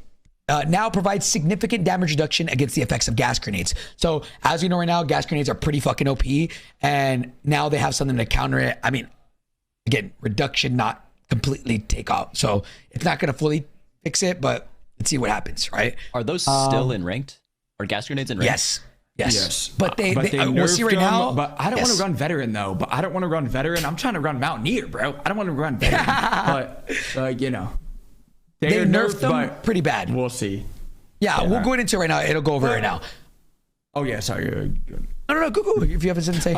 Which in question are what's those nades? They're like in here in like a second. Those nades Thermal got an barracks. insane thermo, bro. Are those in ranked, bro? Yes, I think they are because I died. I'm pretty sure they are. I think.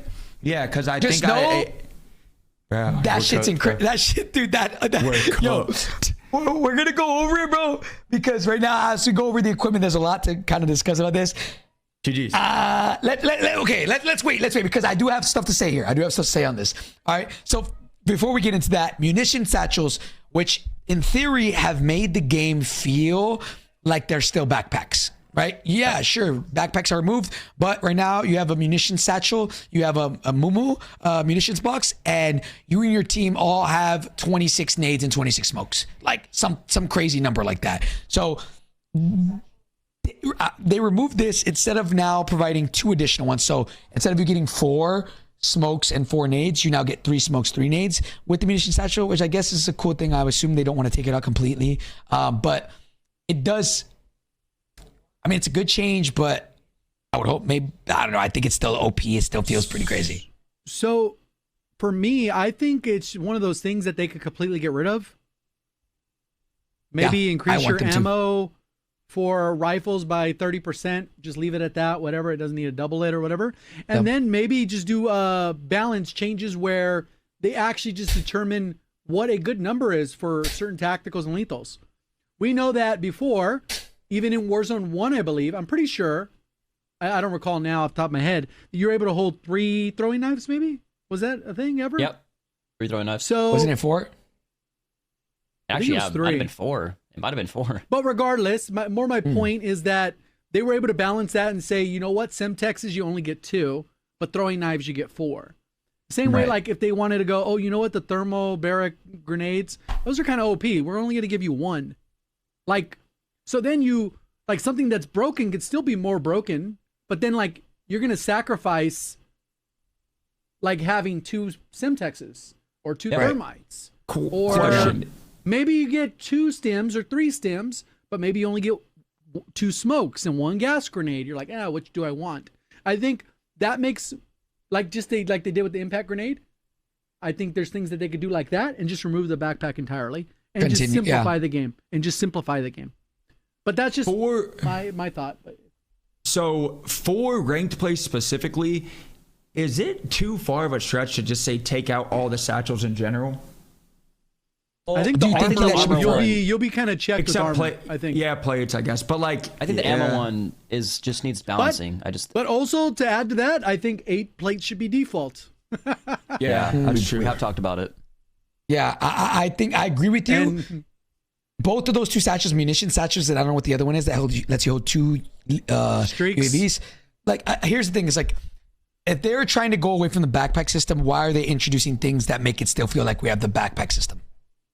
You know what I'm saying? 100%. Like, it just like those are the 2 things. Also, like, it would free up loot off the ground. Like, it's just one less item to even consider picking up. Because even if you do have a satchel, you still have to check every satchel because you need the other satchel. You know, like. It's dumb. I personally think that at least those 2 should be out, and like, or even from the game, but I don't know if they're ever going to do that. But I like the armor satchel because I don't think 6 is enough.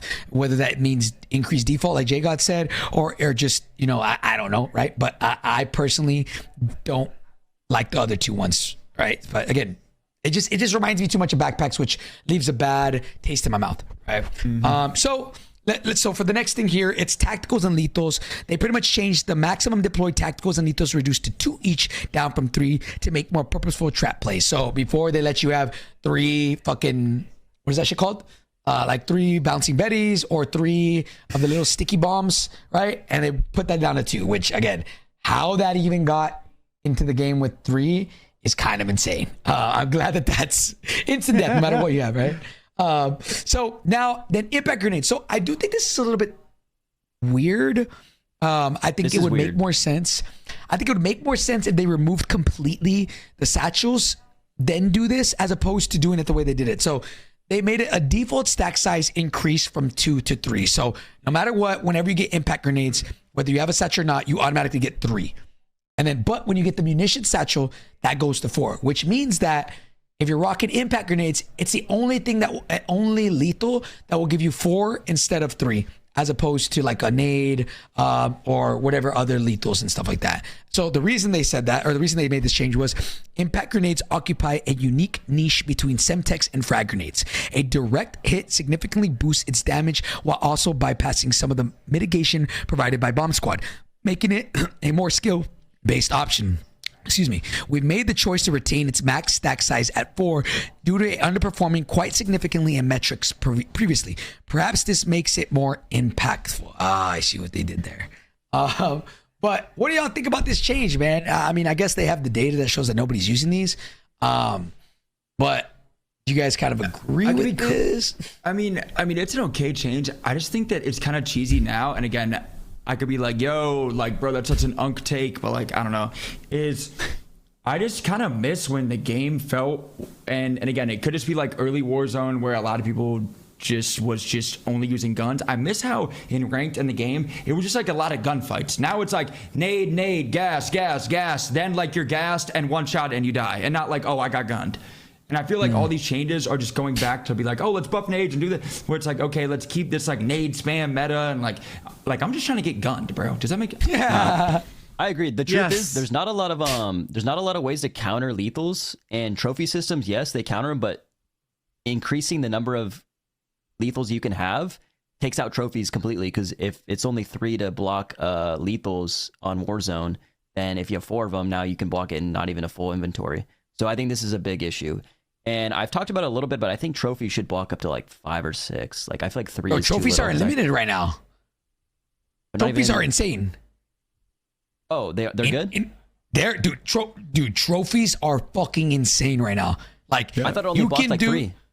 No. They blocked back then, probably on Warzone 2, but right now, it's like, I don't even know the number, but it's like excessive. Like, it's all like they got 7, yeah, I haven't used or 8 or something like that. But again, I think getting back to Joe's point, like, I just wish that it was more, like, there was more thought process to using lethals rather than just spamming them because you have them. Yeah. Yeah. I mean, look, we're going to look at these changes right now. I think what they're trying to do is not only change the meta for guns, but change the meta for lethals and tacticals, which, as you'll see, they nerfed. You can scroll down a little bit. They nerfed frag grenades pretty significantly. Inner damage, which is what everybody uses right now, from 250 to 240. Middle damage from 170 to 120. And the outer damage increased from 48 to 55. So they decreased that a lot. And then they thermobarics inner, which is like, bro, thermobaric, just to let you guys know, it is a stun, a Molotov, a frag grenade, and a smoke grenade all in one nade. And screen motion blur. And the only weakness it does have is it has a long ass delay after being thrown. So you have to premeditate it. There is a little bit of like forethought involved, I guess you can say that. Like you have to know how it functions. But besides that, it is all those things is just too much. It's too much. So like now they buffed it, and I think a pretty good amount. So the inner radius increased from 25 to 50. The inner damage increased from 190 to 220. The outer damage increased from 48 to 55. So they buffed these, and what I assume is they wanted us to stop using frag grenades and start using thermobarics or impact grenades. I think that's what they're trying to do, is change the meta for lethals and tacticals consistently. That's what this seems like. But don't these go through walls, brother? I would rather have frags than be spammed outside of a building and I'm getting hit through a wall and my screen's blurry and I'm blind. Like, what? Have they not fixed that? Don't worry, there's 70 patches. Last year they nerfed thermobarics like crazy, and then because you could be able to throw them like I think the hit radius was like 12 meters. If you were standing 12 meters away from a thermobaric, you'd still get hit from it. So I don't know if that's like still the case. I'm assuming they fixed some of it, but no, I agree. I think, dude, frags and semtexes, like, I just wish that was meta. I just wish frags and semtexes, like, I just wish we kept it clean, kept it easy. But Yeah, I mean, again, we have to think about the whole player base and how like they'll probably get bored of that. So I can see why they do this. I guess it's a lot different if we'd stick to a competitive rule set, right? We wouldn't have this. But I do think that, yes, last year these were absolutely broken because of the backpack system itself. But now with all the changes, right, and like hopefully reducing the satchels and stuff like that, that these will not be as OP as we once originally thought they were, just because we could hold fucking 50 of them in our backpacks. Now you can only hold a max of 3. So hopefully that makes it somewhat viable. But I'm pretty sure they're also currently, which I would love to be changed. Obviously, this is a side topic. I wish there was no throwables for the Gulag in general, just pure gunny, but whatever. I think they have those in the Gulag right now, and I feel like they're pretty OP. Before this buff, because people would throw at thermo, and bro, I feel like it would hit far away, and I would still get hit by it. And I'm like, brother, what are we? Well, one thing is, it's like this: which direction they want to take those gulags. For the example that you gave, back in MW 2019, separating out the gulag part. I can't recall if it was in the gulag, but if you ever did the 2v2 gunfight, you spawned in with the perks that countered lethals and tacticals. So you would already have the battle hardened equipped as a default perk in the gulag or in the 2v2 gunfight, and so did you have EOD, because when they spawned you with that, you couldn't get like a one-hit kill with the frag. You would use it for intel the same way they do in the CDL, where they throw a stun, but it doesn't actually do anything, but they go, oh, I got a hit marker over there. That means somebody's coming from that side of the map. Or I got a nade, and you need 3 people to chain nades together to get the kill because everyone has EOD. So I think if they don't probably want to remove those elements, I think it would make more sense for them to add those default perks into the gulag. If they're not going to have the vision where they're just going to remove tacticals and lethals from the gulag altogether. Yeah, I just think it should be like that, because like even now, I feel like it's just a shock stick fest of like they throw it and you just gotta hope you don't sprint into it and then die, because there's like I just wish it was just pure gunny. Yeah, I just wish it was just like pure gunny, only gun and that's it, and not sit back spawn. They should remove tacticals and lethals from the gulag. They should. I definitely think they should, and it should just be guns. Like, don't overcomplicate it, right? But moving on to the next one. Yeah, sorry. No, I agree with you. Yo, scroll down, JD, right here. Experimental gas grenades. Slightly, they nerfed these to the ground. These are gas grenades. Slightly increased the trigger height of the gas effects to better match visuals. Movement reduction from gas has decreased without resistance from 60% to 50%, and with resistance from 60% to 25%. Now, gas damage against resistant targets reduced from 8 to 5. So they said gas grenades usage has increased, and these changes ensure proper counters are in place. The veteran perk remains the best option to counter negative equipment effects. These adjustments aim to balance the grenade's effectiveness while keeping counters viable. So they pretty much made it less, like the movement reductions less, and then I guess actually, you know what, bro? They didn't even fucking nerf these that bad, bro. I was gonna say it didn't seem to me like that bad. They really nerfed him, because it was not like smokes are okay. I don't really think, because like flashes aren't that good. I mean, stuns are like, I don't know. I don't think they changed it that much. Like you basically have to run that. I'm brain farting on the perk, but you basically have to run like that. Yeah, to hopefully fix gas grenades. Yeah. So I'll be honest. Yeah, I don't think they've nerfed them that much. I think they make you say, they're making you be like, if you don't like gas, run veteran. That's what that feels like. Yep. So we'll see. Then they, for whatever reason, they nerfed stim shots. Strafe slide velocity with stims slightly reduced. The combination of stims and omnidirectional movements or omnidirectional slides exceeded normal velocity thresholds. This adjustment bringing it back to inline with the regular gameplay metrics. So nerf stims. Spy cameras updated the outline visual to no longer display through walls. Effect duration increased from 7 to 10 seconds. Proxy alarm updated the outline visual for better clarity. Okay. Then if we scroll down to kill streaks, we know about this one. Advanced UVs now display elevation errors to indicate player altitude.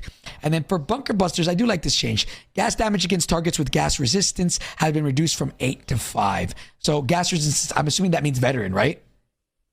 Yeah. When it says resistance. Yeah. Okay. Then field upgrades. loadout drop marker. I would say this is a pretty good change. I didn't even think about this, but the bounce factor for loadout drop markers has been reduced by 50%. Bro, the amount of times I throw that bitch and my player like fucking chucks that shit, I'm like, hey, yo, chill out, bro. Like, you don't gotta fucking bounce that shit so high, bro. So it's a whatever change. It's like, you know. And then the last thing for field upgrades is the portable decontamination station. The ability to re-enable closed buy stations by dropping a PDS nearby now works as intended. However, to align with previously outlined buy station changes, this is not possible during the final circle of a match. So it's back to working then, right? So you can open them up? What? The ability to re-enable closed buy stations by placing a decontamination center has been removed. No. That means it's still out. I thought they already removed this. I don't know why they... Wait, I'm confused. The ability to re-enable closed buy stations has been removed. I drop it? Now, no, it doesn't say removed. Now, where? Has been removed. The last line is removed. Oh, dude. You guys are looking at a different one. For the what? They must have updated it in between. Oh. They do that from time to time.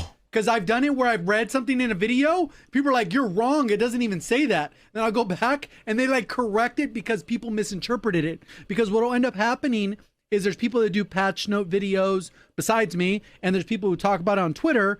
And when it was misinterpreted, they'll correct it. There it is. Yeah, look, boys. Look. See, people misinterpreted it because of the way it was written. Yeah, see, right? they misinterpreted just updated the way. Yeah.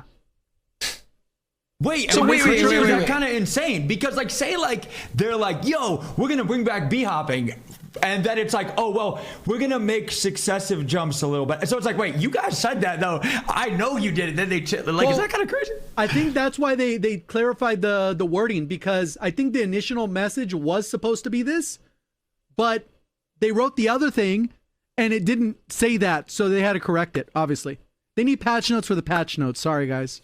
So does this, okay, now that we have the updated version, fellas, does this now mean that you can open buy stations now? Yes, across the board. Yes, it does. Yes, it does. Yes. Okay. Right. Except with the so exception it, but not in the of the other change they made with the last zone. Not the now, last zone. does that mean that you can do portables now too? It doesn't specify. It just says buy stations as plural. It doesn't say I would assume not standard. Portable. I would assume not. I doubt portables. But earlier in the patch, it actually shows buy stations. It gives distinctions for two types of buy stations. It says portable and standard, I think it says. So this one says buy stations. We're going to get another patch notes, guys, for this. And it's going to clarify standard. So hypothetically, you could still cheese it though, right? Because if they have the intel contract and you have a durable, if that's in ranked or even pubs, and you have a PDS, durables last mad long. Take a car, whatever, go out, PDS a buy some more gas mask, res your teammates, buy a muni, whatever, and you can cheese it up again, like the same way. But the final zone will end, and then the buy station's closed, and then you're still asked out. You're still in the gas with nothing. So, okay, here's where this confuses me. The ability to re-enable closed buy stations by dropping a PDS nearby now works as intended. This always worked for default buy stations. This always worked. It never not worked. It never didn't work. So why did it say the ability to re-enable closed buy stations by dropping PDS nearby now works as intended? What I'm getting from this, because they wouldn't need to put this. Map, I don't think it worked. Oh, big map it does. I don't think it works because I tried it on Area 99 with the PDS. Yeah, same. The buy station, it does not work. Same. It does in big map though, but just not portables. Are you sure? No, I'm no, like, bro, no. So it must be a problem with small work. map. It does not work. Right now it doesn't. No, but it doesn't work at all across every map. Bro, I feel like I don't play big map, so I don't know. But I 100% tried it on Area 99, and it 100% did not work. It doesn't work. But either way, now it does work. Now it does work. That's what it's saying. So then, but I don't know if it's for both the buy stations because of the thing. I think the as intended thing, Hector, I think they're saying like they're intending that you use it like in a way where it's like second circle and you can go into the gas and like go buy your teammates back if it's close. not intentional in the way that people are using it to like be cheesy, like zones fully closed and then you can reopen a buy. I think they're saying as intended now because they have that new update with the last final zone closing buy I get it now. Okay, that's actually crazy. That like. Yeah, because I can be faded, but I'm pretty sure, bro, I've had randoms that I've tried to open up a buy with in ranked and it doesn't work. And small map too. Like I think it doesn't work at all. Right now, that's they the took worst it out. They took it out. Because you're going like, hell yeah, go make the hero play. What's his dumbass doing? Yep. And then I'm getting held out with 6K. I'm getting cooked. Like, GG's. It's been out of the game for a while. It's been out of the game for a while. Yeah, I think so. Yeah. Oh, never mind. Okay, I'm fucking high. I thought I read this wrong. I was fucking high. Okay, moving on now to the weapons, fellas. And these are a couple changes that I'm pretty happy that they made, right? Like, so we have reload speeds. Now, let's see. Again, I'm happy that they made them, but let's see how they actually feel like. The little paragraph gives a better example. Like, you don't have to read through every single one of these, but I think the little paragraph they give is the ideal talking point. So it says we have increased reload speeds to help make combat feel more fluid and decrease overall downtime. This should get it closer to previous iterations when using sleight of hand. So guys, let me just point something out. JD, scroll up, man, and I want you guys to look at Modern Warfare 3 guns. Let's just do submachine guns. They're making them 10% faster, right? Now go look at Modern Warfare 2 guns. They keep them all relatively aligned. They're making them 22% faster because of how slow they were at default. And then a Black Ops 6, they're making them 10% faster. Guys, that's only SMGs. If you look at assault rifles, it's an opposite trend. Except in Black Ops 6 for LMG. Yeah, we'll get. Yeah, what are we doing, man? Just get the guns out the game, man. What are we doing, bro? 15% for Modern Warfare 3 ARs, 12% in Modern Warfare 2, and then 5% faster in Black Ops 6. Again, these are one of those things where I'm curious to see how this plays out. Because in theory, yes, making all reloads faster is fucking fire. But how much is 5% of the black? Because we're only going to use Black Ops 6 guns, let's be honest. How much is 5% for ARs? How does that feel? How much is 10% for submachine guns? Is that good enough, right? I think tomorrow we're going to have to feel it out for ourselves and really get to like meat some potatoes and be like, all right, this is good or this is bad. Yeah. So I won't sit there and try to, go over everything, but yeah. Yo, can I just yap real quick, brother? What are we? Black Ops 6, bro. Now again, everybody's like, well, it's LMGs based on their current value. I know that. When have we ever had a good LMG meta? You're like, yo, man, people get gunfighter. Let's have a 200 round LMG. Let's make the reload faster where there's 3 or 4 people that have 200 bullets. Every good gun in COD history, AMAX, Grau, Kilo, 60 bullets or 45. Why are we giving people, the worst meta we've had for all season 1 was a 100 round XM4. Why are we benefiting giving LMGs more of a faster reload, brother? Give buff ARs where ARs are good again and stop doing the cheese bailout 200 bullets, 800 bullets a team. What are we doing, bro, at the studio? Oh my gosh, man. I would say that 100 round meta is pretty crazy. And for all the tournaments that we've done, we've kept it at 60 round and it was actually great. Like I personally, I'll be honest, I am an avid LMG hater. I hated the Bruin, hated the RPK, hated the Bren, hated any LMG. I fucking hate LMGs. I despise them all. Right, unless they feel like ARs, but even then, even the Bruin felt kind of like an AR, and I hated it. But that's just me. I UGM, I hate all of them. Right, but every good meta had 60 or 45 bullets that we've always had, and it's why are we doing 150, man? Like, what are we doing? So let's move on. So there's a lot of changes to the speeds and stuff like that. We'll see how it plays out tomorrow. Bullet penetration, they pretty much made it to where you can't wallbang everything, which is great. Weapon swap speed, again, this is one of those things where we're gonna have to figure out how this actually plays out in practice, because increased swap speed by 10%. Is 10% even good enough to really notice, right? But it's effectively replicating the effect of the quick grip gloves perk for Modern Warfare. So if that's the case, okay, all right, that's what we had by default in Modern Warfare 3. I hope that that's pretty good in Black Ops 6. Sprint to fire, this guys is a big change that I think hopefully makes a big difference to where jumping is now viable in gunfights. Reduce sprint to fire penalty when jumping from 35 to 10%, and then aim down sight, reduce the aim down sight jump speed penalty by 25%. as you guys know right now, you jump and you ADS and you're chalked. You're losing that gunfight no matter what. It's horrible. I hate that it's still 10% or 25 because in Modern Warfare 2019, this was 0. There was no penalties, right? I really wish it was like that. I really wish there was no penalties, right? There should be no penalties, in my opinion, for stuff like this. Yep. It should feel like an arcade game. But hey, yes, we're getting a little bit less. So it says, we want to allow different play styles and movement mechanics to feel viable and smooth to perform. We will continue to monitor how these are playing out and adjust accordingly. So question. Yeah. Question. Yeah, go ahead. Okay, so with the 10% and all that stuff, is this a faded take that says that we don't think that they could ever do 0 because it would make the movement too good, where then the next studio has to then like try to like be better than Treyarch was, which is very hard to do. So they're kind of like in some contract or something of their game, they can't make the movement buttery smooth because then the next studio has to be better than them, which would be if that kind of makes sense. I don't know. Like it should be 0, but like they couldn't do it because the old Warzone had it like that. If that makes sense. I think it's more balanced. That's what I think. I think it's more of a balance feature. As the Treyarch dev has talked about, like I think it's more of a balance thing for them that like, you know, again, well, I think that's also what helped bunny movement. hopping feel so smooth was the fact that it was 0. Imagine if you had a bunny hop and you're like, already you hop 3 times, my shit ain't even ADS'd. Like, what are we doing? Like, I think all these delays are just so unnecessary. They're so unnecessary. They're just, it's actually killing the game. Like, not even kidding. It can 100% like, again, be we 0. come back year after year. We come back. We're like, why does the game feel different? And it's literally because of stuff like this. Yeah, I look, man. In my opinion, I think that they're probably scared to go too far on the right side of this, like too far on the no delays, all that stuff, because people already don't like Omni movement as it is.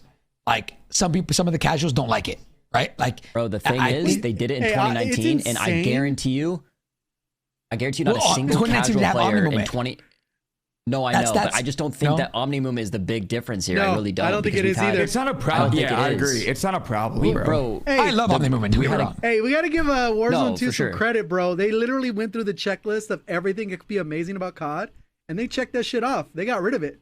Damn. Like, that's quite impressive, bro. Their list was impressive. They literally crossed off shit we didn't even think of. We're like 2 or 3 years past Modern Warfare 2, and we're still saying this is the Warzone 2 effect. We're still here saying the Warzone 2 effect. That's insane. The Warzone 2 effect. How many more years do we have to sit here and say, bro, Modern Warfare 2019 was the golden standard. Why do we still have issues that were caused from Warzone 2? It just doesn't make sense to me. If this was not in the game, I promise you a casual bot would not realize that there are no delays on the thing. They would just be playing the game the same exact way that they are right now. They would not realize from a balancing perspective that there's no issues. So I just don't get it. Yeah, again, guys, I'm playing devil's advocate. I want no delays. I'm just saying that, like, I think it's more of that than like what Joe said. Just because, I mean, guys, I don't know. Like, I feel like we make up 2-3% of the actual community that plays this game. And like, how do they feel? How do casuals feel about Omni movement? I go on Reddit and all I hear is I fucking hate this game. I haven't gotten a single top 5 because Omni movement, these streamers are slipping and sliding. And like, that's what I read. So like, I don't know what's the actual sentiment. Do casuals like this? There aren't people going crazy. There aren't people going crazy in the games. They're not. Bro, they're not. Even the movements that I thought would be kind of sick and people would use, they don't use them in comp, rank. They don't use diving anything. Is point, bro. If you dive, you are in bed napping for 30 seconds before you can stand up and move again. Like all the cool dive backward, like that doesn't happen because of all these penalties. How many casual players are doing a backwards dive? 0, bro. Literally 0. So why not a have lot no of delay? them, but by accident. An accident. An accident, probably. Oh man, bro. All right, man. Let's move on, bro. So again, how this actually feels, we'll see how it plays out and stuff. But the next thing we have, I hope it's not trash. But we'll see. Tomorrow we'll see. New weapons. We went over this before in the last podcast. For those of you that missed it, they are bringing back the PPSH, which I am hyped for. Let it be broken for at least a week or please, 2. Yes, please. Let it be good. Let's get 4 broken guns. I don't care. Let's go. And then we tune. Like, I want this gun. This gun, I pray, is meta tomorrow. Like, if it's not, I'll actually be so If these guns aren't sad. broken, Some bundles people are are still gotta going to be be using the XM4 tomorrow. Dude, dude. 100%. I saw the changes to the XM4. I think it's enough. Right now, we're going to go over it. It's not. You think it's not? XM4 was competitively meta before they even added the stock. Yep. And it was Bro, against the GPR. I saw Head to head with GPR. Warzone is saved. Warzone is saved, guys. Tomorrow, Warzone is saved. Bro, You're getting the invite. The only way to fix ARs is to give every single AR the buffer stock. It's the only way to fix ARs right now. I built a AK, which I would love to use that reminds me of an AMAX, and it's throwing it back like the Nicki Minaj skin in game. Like, well, you didn't see it when it had the bug where it was giving it negative recoil, like the gun would shoot to the ground. Oh yeah, that too. Yep. Like it's before they fixed that. Yeah. Dude, I pray to God, I swear, if I wake up tomorrow, bro, and the XM4 is still meta, I'm gonna lose my mind, bro. It's meta, brother. Because at the launch, I'll remind you, Hector, at the launch, it was head to head.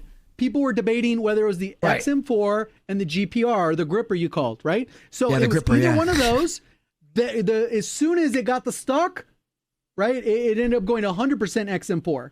In this patch, the GPR gets nerfed, and the stock is still there and super powerful.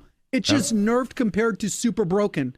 So it's still going to be the meta attachment, and it's still going to be the go-to, and it's still going to be because nothing else really changed significantly unless these 4 weapons are broken. Which I'm honestly kind of excited for those guns, so I can keep going onto my Abyss camo grind and not shotguns, because shotguns are awful. I think there could be maybe some sleepers because they didn't really show all the damage numbers. Like, you have to do the math for them because they showed the multipliers changing. Like, 29 damage like we see on the screen, and it'll be like the multiplier went from 1.0 to 1.15. Maybe that's significant enough to lower the TTK by 1 shot, and then maybe it's viable or whatever. We'll find those out. But the XM4, pretty much nothing changed to it to make it like a hard to use gun, which XM4 shouldn't. But all these other guns should have seen some kind of change, like Joe's talking about. Buffer stock, make it so that BO6 can't use the buffer stock, whatever. Warzone gets the buffer stock, and we're all using the buffer stock. And then we can use like 20 different guns. Yep. But all ARs should have that stock, and it would make a lot of them actually viable and usable. But also, the other change I saw too is the Goblin might be all right, but I don't think it'll be as good as the XM4. It's the same thing with the math thing until you actually see the numbers. Yeah. But then even then, it's not a practical gun. It has a slow fire rate or whatever the hell it is. Yep. So look, let's go. I'm curious to see if any of these new guns. So we skipped over a lot of the guns or the new guns. We know the PP's meta. Or sorry, we know the PP should be meta. We know it's going to be hopefully good. Now, I'm more concerned about the ARs. If we scroll down and we look at the Cypher 091, this is an AR that has a slower rate of fire, but it has really good mobility and great handling. Didn't it say somewhere where it has hits or something like that? I think it's going to be a sniper support based off their description of the weapon. Yeah. Okay. I just look, man. Again, we're going to keep going over it, but I pray to God, bro. If I wake up tomorrow and the XM4 is fucking meta, I'm actually going to fucking rage. I'm going to rage. You better pre-rage, brother. Dude, we'll go over it. Now, the Fang 82 light machine gun. This kind of reminds me of an EM2. It says fully auto light machine gun, very slow fire rate. Oh, this is the one that had great damage. With great damage and handling. So I feel like this might be like the stoner. The stoner. Yeah, maybe the stoner. I don't know. We'll see how it plays out. I know EM2 was an AR, Man of War is an AR, but we'll see how this plays out. I just want something that's not the XM4. The AMAX will get added too because of the aftermarket part, but I don't think that's at launch. I think that's like in week 2 or 3 or whatever event. Because we don't get the Terminator event until week 2, and we don't get the other event until week 4 or whatever. Let's relax calling that the AMAX, because if it comes out tomorrow and it's trash, I'm going to be very disappointed. It doesn't come out tomorrow, and people already used it. Like I'm gonna call it the AMAX just because it looks like the fucking AMAX. People already used it. It was the AEK. It was off the floor. People used it, and it was broken as fuck until they removed it. No, it's supposed to be a burst. It converts it to a full auto. That's the whole point of the burst. Oh, and we've already tried it. It's good. Freaking Area 99. Yeah. People were literally farming it because it was so good. That's right. Yeah. We already know it's cooking. Yeah. It was a 3. It was the. I'm hearing you, Jago. I'm hearing you. It was just like the rank thing. They put it in the game early. Yeah, low key, Jago, you're actually fucking cooking. It was Area 99 at first, and you would try it. It was a gold one. If you got it, you were fucking farming for it. Yeah, cooking. I remember that shit. What's crazy, we didn't even think to call it the Everyone AMAX thought back it was then. bugged. Everyone thought it was bugged. It was just them testing early accidentally. Jay God's cooking, man. Jay God's Oh cooking. yeah, bro. Farming a YouTube video off that. AMAX is back. We're saved. Warzone saved. Warzone is saved, guys. And then the foul. I don't think they're gonna make this fun, even though I want it to be insane. They ain't gonna make that shit good, bro. Foul. No, We've had the foul for 20 games, right? JD, scroll down, but JD, I want you to zoom out a little bit on this so you can see it a little bit better. The AK should be on the left side, and then all the stuff should be on the right side. It's kind of cool how the page auto formats like that, huh? It's just automatically. Yeah. So Jay God, can you kind of take the forefront here on this? Cool. You get an extra 5 meters. W. Yeah. Is this going to be any good, you think? Still doing It didn't change the recoil. And if you look at the additional adjustments, it's cool. You get 20 milliseconds faster than the ADS. The sprint to fire, cool. We're not worried about the AK sprint to fire unless you're going to use it as a close range. You kind of convert it to a close range, but that doesn't make sense. And then right there, you can see the lower torso changed by 2% or something like that. 0.02 GGs. 0.02 GGs. That's meta now. Yeah. So I was really hoping for an AK meta, no troll. I think there will be, but not tomorrow. Until we get the buffer stock on all the ARs. Verdance. Okay, all right. Then we got the Amy's leg multipliers increase from 0.9 that could to actually be kind 0.95. of cool because I think that one overall, like even though it's 5% and 5%, those are two areas where it's going to do more damage to the head and more damage to the legs. But then again, if it doesn't kill one shot faster, then it's not going to be. The aims is actually pretty good. Pretty low recoil. Yeah, the ground load one's pretty good. A lot of this stuff is pretty good. It's just competing against the XM4 still, so no one gives it any kind of love. Yep. Please, bro, please don't. If I load up tomorrow on the XM4, please, I mean, to be bro, fair, they probably were not focused on balancing weapons for this update. Even though it seems like they did a lot, they probably didn't. Just because I feel like there's too many other bugs that we're getting. Hey, I think those are the new weapons. We're gonna get at least 2 that are cooking. That's Yeah, Stoner no, I think they probably put the focus. PPSH I think Jay God's right. Cooking. They probably focused on the new guns that they're putting in to hopefully those are insane. Hopefully.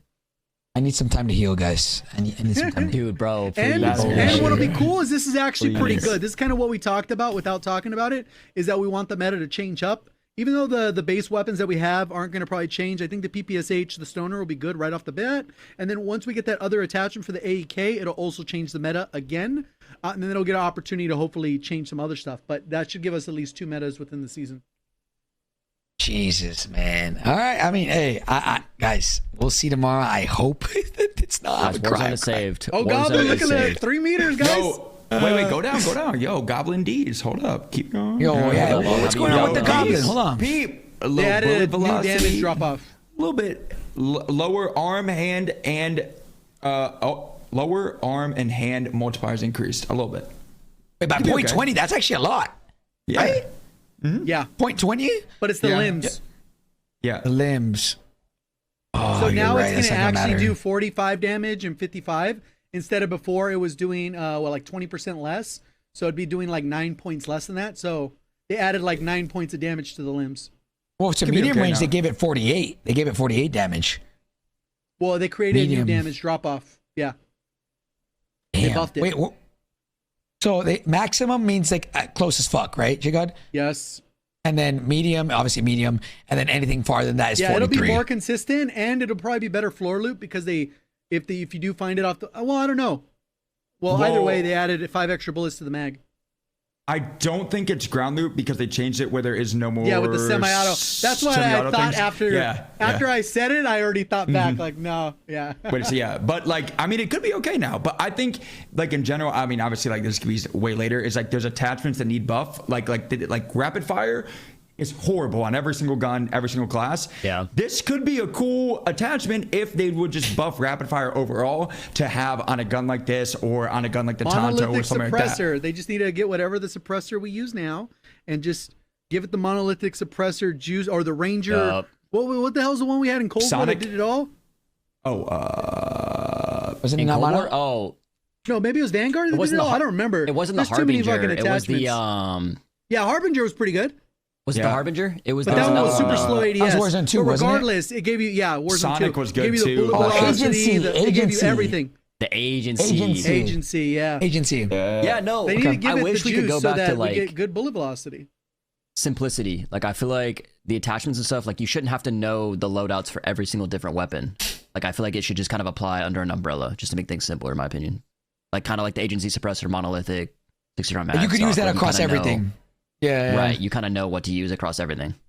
The Groove suppressor. Oh my god, I fucking love Cold War integration. All right. So now, and then, guys, my gripper. Guys, they nerfed my gripper, bro. What? Why did they do this? Bro, Like- now I will say the sprint to fire and ADS before this, like right now, it's faster than a Jackal. It's literally insane. But like, why nerf it, bro? It doesn't make any sense. My rest in peace, my gripper. I just like what I expected to see. This is what I expected to see from like the XM4. You know, like I don't know, like Well, that's not what you're going to see on the XM4. I know, Jay God, I know. It's fine though, because the new weapons are going to be busting respectfully. They're going to be Hopefully.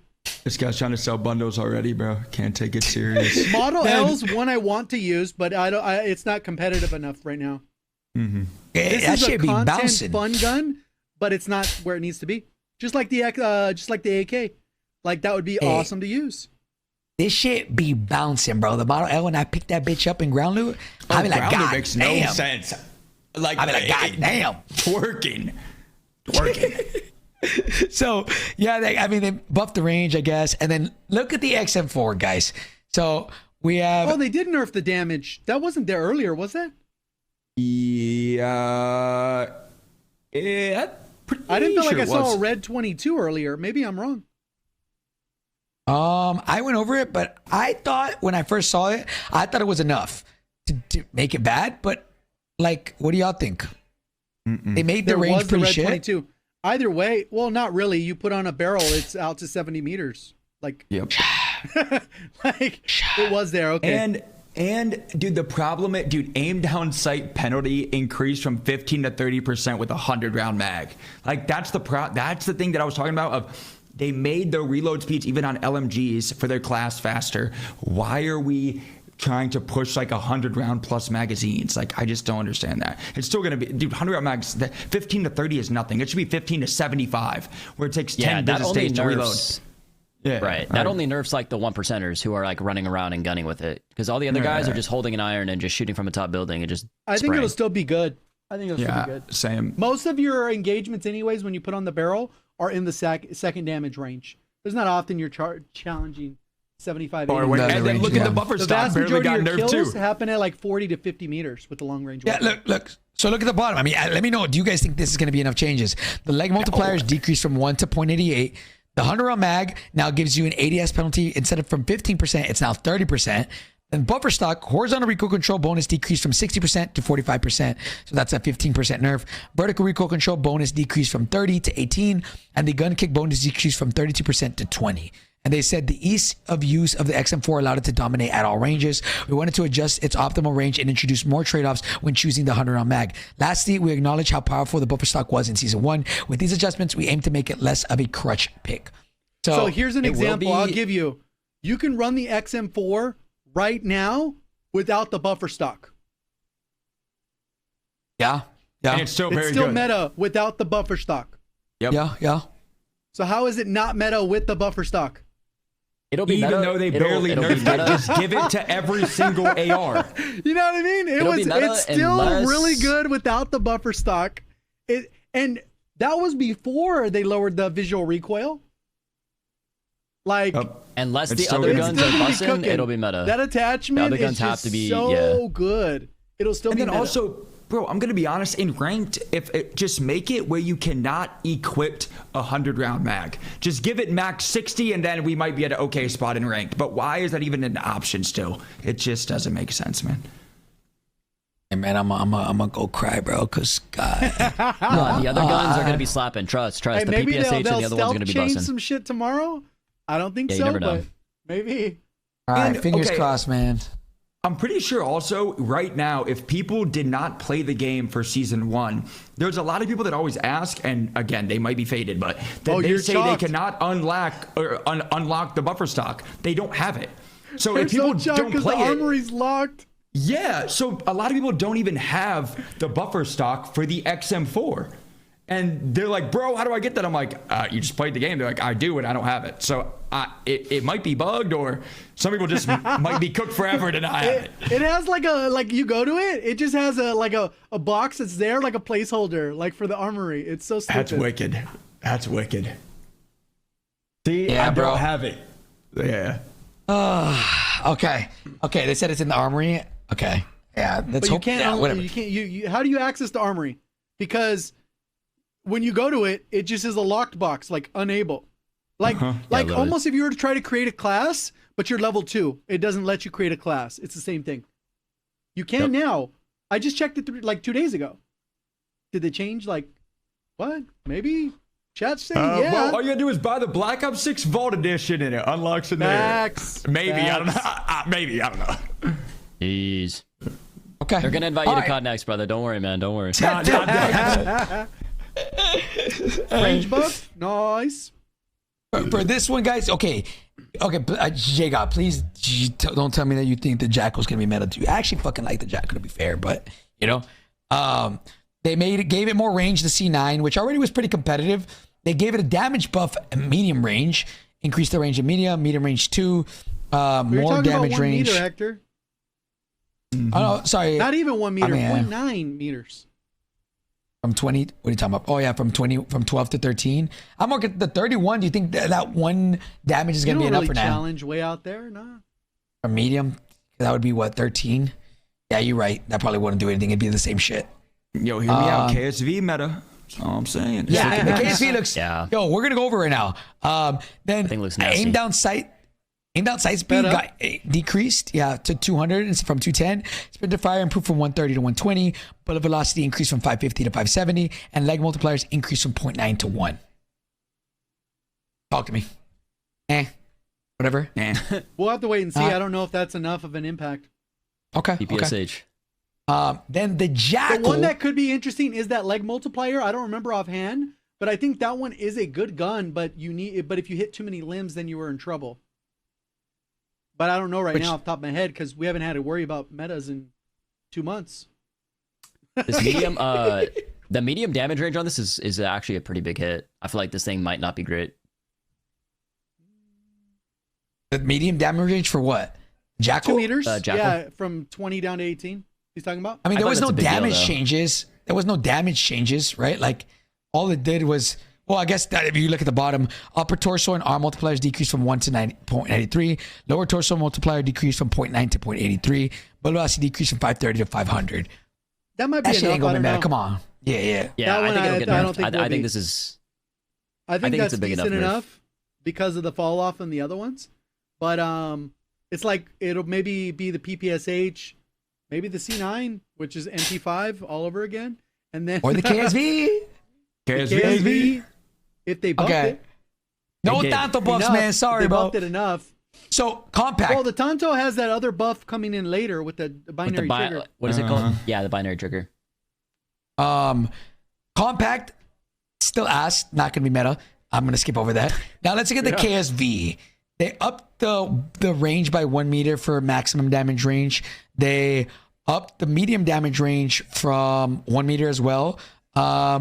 Medium damage range 2 up by a meter and some change. But no damage changes. Just pretty much made it better at range from that. But aim down sight speed improved from 220 to 210. Sprint to fire improved from 130 to 120. And bullet velocity increased from 510 to 550. Which that's Kind of the feels best, like I they think. did. Kind of feels like it did the opposite of what the Jackal did. That's what it seems Right. like. Yeah, I think Do this you think this will be good this thing enough will or be nah? good. Yeah, I think it'll be super I think strong. it'll be good. I think Okay. so too. All right, and then the PP 919. I don't know just why nerfed they the damage. messed with this gun. This thing Yeah. wasn't like OP at all. This I was think it was like like kind of perfect. trash. For what it was fine. Y'all Got think? it off the floor. It was cool. It wasn't overpowered. What you thought it was I overpowered? thought it was pretty good. Well, like, yes, good, but like, bro, the blue one off ground loot, I'm telling you, that thing hit from range. This thing was Like, good in Off pubs. ground loot, Not bro. in pubs. With This the thing's good. suppressor on it, that thing was The hitting. PP was good in pubs. It Like, was really mapping, good in pubs. bro. It was mapping. So I mean, they just changed some damage ranges, and then at the bottom, headshot multiplier from 107 to 104, and leg multipliers decreased from 1 to 0.82. So that's a pretty big change, the leg multiplier stuff. But we'll see how it plays out. I think maybe they made just room for the new sub, so that's what I'm hoping for. Then the XMG buffer stock attachment, horizontal recoil control bonus decreased from 40 to 25, vertical recoil control bonus decreased from 25 to 15, and the gun kick bonus decreased from 25 to 15. So they nerfed it pretty much, but they nerfed the buffer stock attached to it. And then we won't really get into all the pistols and stuff like that. But let's go over the Luke, pistol guys. changes off the start because I hate that the current one, bro. I be shooting dodecagons with that thing. There's a lot of good changes here. Sorry, guys. The reason why I'm trying to rush is because, boys, we are 2 hours into this pod. Stupid. We have 61 bugs to go over in the fucking bug session. So I'm trying to get through these. Lootable perks, guys. Shrouded, Irradiated, Veteran, Reflex, Sprinter, and Tempered are now the default perks that you get, or they're lootable perks, which I think Sprinter and Tempered being on the floor is going to be so fucking fun in pubs. Like having Sprinter as a default, or not default, but like you can pick it up, and then Tempered as well. That's going to be fire. Like that's going to be fire. And then Veteran too, like hopefully gas grenades are ass now because everybody will have Veteran off the floor. That should be dope. Then in my opinion, one of the better changes of this update is lootable weapons. All ground loot weapon builds have been refreshed for the new season. Semi-auto rifles, burst rifles, and common through epic handguns have been removed from ground loot. Pretty much what that means, guys. And then new season 2 weapons have been added to the ground loot pool. WWW. I'm glad that they did that. They used to do this back in Cold War integration. They stopped doing this for whatever reason. I'm glad that they added the new guns into ground loot, and they got rid of semi-auto and burst guns and pistols from the ground, which I think common through epic handguns. So I guess all of them, right? I want to make sure to pick up a gun and I can actually use it. Like, I don't want to use a gun that's dog shit. Like, I don't want to use the Goblin These Nuts, gun that sucks, So yep. I'm glad that this was, in my opinion, one of the better changes. Contracts, I'll kind of skim through it. It's nothing too crazy. Intel's, except the top one. Yeah, except the top one, which should change a lot of the competitive side of things. Intel's now give you a small chance of getting a durable gas mask. Whether this can be competitive or not, I don't know. I personally, let me know what you guys think. I think they should just get rid of durables completely. Agreed. I like the consistency that default or regular gas masks give you, and you can buy them in the store. But I don't like durables. I think it adds for more RNG. Thoughts on it? Tell me if I'm faded or I'm cool with it either way. I mean, I'm cool with it either way. I don't care either way, but I will say that there's definitely still needs to be items in Battle Royale where you can get excited about getting an item. Yeah, and I don't think there's a lot of those items. I felt like in Warzone 1 we did have those. Like if you got an advanced UAV in Warzone 1, you were like, holy shit. If you got a jug or whatever, they don't have those items with, even if they're super rare. I'm like, I don't really care that much, but I think this is one of those examples of an item, but there should be other items as well. Like if you got a foresight, cool. Like someone in chat said, like you'd be like, oh hell yeah, we got a foresight. Like it was a big deal. But when you got Daddy in Modern Warfare 2019, I feel like the problem with durables is they made them way too common. Like they were way too common. So then it was like, oh cool, I got a durable. Oh, I already got one. Like the fuck? How do you ever it shouldn't be that common, bro. When they added bunkers and stuff, everybody had durables. Yeah. And now it's obviously a little bit like they don't even have them. The only way to get durables, I believe, I don't is think through it's weapon an easy trades. solution to just get rid of or increase it or whatever. Yeah. Like I understand what you're saying, but I also think that it is nice to have items that are quote unquote chase items. Crazy. Where it's like, oh sheesh, we got a durable. This is gonna be sick later. We got special. And you never use it. Yeah. All right. I've seen a couple though, which is very rare now, but I have seen a couple which I'm like, a durable. What the heck? I'm like, whoa. Yeah, it's mostly and I will say pubs. that do not bring back like stopping power. That's a different type of problem. Like this is like, oh, okay, cool. They got a durable. What about Daddy? What about Daddy? No. Well, yeah, I agree. You just turn off Art's audio. You got Daddy. I'm on console, Jay. God, it's not fair for us console guys. Hey, I heard you can get console audio too. Just saying. And wall hacks apparently. Oh, yeah, and crazy wall hacks. All right, so Signal Intelligence, boys, as you know right now, it gives you, when you complete it, 7,500 per player. They pretty much cut it in half. You now get solos, you get 7.5 as a solo still. Duos, you get 4.5, 9K total, 3.5 per player, 10,500 total, and then 3,000 per player, 12,000 total. So Nerf did a good amount, which I think, it was pretty cheese. Scavenger, distance between scavenger crates have been reduced, requiring less of a marathon between objectives. The majority of the time, objectives will prioritize remaining within the same point of interest. So that's for scavengers, which, scavengers were fucking insane, bro. They would be crazy. Well, I feel like that's one that's bugged out multiple times. Like there was a point where it was fine, and then there was a point where it wasn't. Then there was a point where it was fine, and then most recently it wasn't, and then now it's supposed to be fine again. So they just got to dial in whatever their logic is on that because it's silly. Yeah, right now it's pretty bad. Runaway trains. This event now has 10% chance to occur in the 5th Circle Battle Royale. I don't care. Challenges. Warzone Tactician. Bunker Busters Cluster Strikes no longer count toward progress for this challenge. Deadeye. The requirement to ping an enemy before eliminating them has been removed for the challenge progression. For vehicles, damage adjustments. C4 and ID damage has been slightly adjusted to ensure greater consistency when destroying vehicles. And post-match XP widget, updated XP widget to provide more information after a match. Now, let's get to the stuff that people care about. This, guys, audio. All right, couple things here. I think the first and the last one are the ones that are the big ones. So, third-party reverb. And I was talking to Art about this at the beginning of the stream today. And I hope this actually has done enough to make the game actually somewhat decent in audio.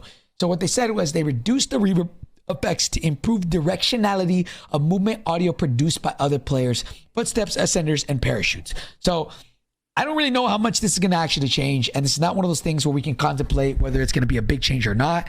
Tomorrow, Art's going to have to cook and see like, yo, did it actually make a big change or not? Is audio actually fixed, right? Can we actually fucking hear anything? But yeah, reverb is kind of, I thought it was going to be a good thing when they did their whole intro to reverb footsteps. And it turns out it ruined all footsteps completely. So that's not the big audio problem. In general. The problem is the footsteps sound is too low. They can do all these reverb changes, but if you still don't hear footsteps, that is the number one issue. Yeah. Boost footsteps and do third-party reverb. If you just make reverb less, whatever, directional audio for movement, okay, it doesn't matter if there's a team inside my building that I didn't hear. It doesn't matter if they're left, right, center. I'm dead. It doesn't matter. I want to hear them from farther away and not reverb. Like, doesn't make sense, bro. Yeah, I think it's a lot harder to fix than it seems. Like they can't just turn one up and turn one down. I think the problem is some of this stuff, for some reason the frequencies override other audio frequencies or something, and so when there's weird environmental issues or wind or something, it you just can't hear anything else. It's the frequencies or something just fuck with it. So I just wish we could just go back to just not this crazy audio. I nobody needs to hear the wind or any of this. Dude, I forgot. I think it was Warzone 2. There was staplers or something on desks that were deafening all footstep audio. There was some weird something going on, dude. I don't know. I just think the issues that audio has had over the years is insane, and it really, really needs to get fixed. I'm not gonna lie. I'm not a sound engineer, but I don't care what they're I want them to, at this point, how bad it's been for so long, make audio so good that they have to dial it back. I don't care about the birds in the sky, bro. If I wanted to do that, I would touch grass. I don't. No, exactly. Make That's what I'm saying. So good. I feel like we overcomplicate well, it might be kind of hard at the studio. Lock in at the studio and fix the audio, brother. What are we doing? I don't care. Make footsteps louder, however challenge that is. Whatever reverb is, I want to hear people, bro. I don't care about the sky is green or blue. I don't remember. True. I agree. Art just said they need to drop the fucking Michael Bay Act and just make boring, dry audio like Valorant or CS. Exactly. I kind of disagree with you, Ebates. Just in the sense of it's harder than we think, bro. Back in Warzone 2. There was a bug that lets you adjust audio frequencies of your footsteps and airstrikes. And bro, that was the motherfucking best time I ever had playing Warzone 2, where you could up the footstep audio. I actually feel like you could up the footstep audio. I feel like it's as simple as turning that shit up. I love Art. If Art can do it by himself, Activision as a $1 billion company can't do it. What are we talking about? Like, what are we saying, brother? Get Art in the studio. Get somebody, bro. What? Like, he Art in the studio. He said, bro, he doesn't. But COD can't do it as a $1 billion company, brother. What are we saying, man? That's what I'm saying. I think it's easier than. That would crash out. I think this is one of those things that I think is actually easier than what we give them. I think people are right in this. Turn up footsteps audio. Like, bro, I'm sure they have a slider on how loud footsteps are. Bro, just turn that bitch up. Like, you know, and like, yes, this will help with directional stuff too, right? But again, like Joe said, if they don't actually raise the footsteps themselves, then it's chalk. I actually think that Warzone 1 audio was fucking amazing. I love the Warzone 1 audio. I don't feel like it was that bad. The only thing we complained about was dead silence. Like, dead silence was so broken back then. Like, but if we had to complain about dead silence and we knew when we died, we knew someone had dead silence. It was never like, yo, he has deady. And then it's like, wait, no, he doesn't. Like, it was always deady. So I feel like that's also too, like, kind of a testament to, like, the audio was probably pretty decent back then. Yeah. So look, guys, tomorrow, don't get your hopes up. Try it out. We'll see what happens. Obviously, if it's good, fuck yeah. If it's not, oh my God, more likely the case. I didn't even see this. The last point. We are saved. Yeah. So Warzone is saved, guys. Let's continue. The invite is on its way, Ebates. Yo, they're sending that bitch early, Ebates. They're sending that bitch early. Bro, parachute, guys. Adjust the parachute audio being louder than intended at farther distances. This was actually annoying, so I'm glad they're adjusting that. Then finally, bro, self-revive audio. Players will now hear the enemy self-revive sound. Like, I've been crying about this for years, bro. Years. Why did this ever get taken away? They brought it back, and then it got taken away, and then it brought it back, and it got taken away. It's like, bro. Bro, I want it to be so obnoxiously loud when someone self-revives that I'm like, yo, somebody just self-revived. Like, I heard it 50 meters away that somebody just self-revived. Like, this needs to be so obvious, because instead it's like, this guy selfed. Like, oh, are you kidding me? Like, it's the most frustrating death that I ever have been a part of. Yeah. So, look, man. Look. Now, when we're going to move on to bug fixes, guys. And honestly, my goal 70% of these are just read, and the 30% is talk about. Facts. So, like, guys, I'm going to need y'all's help.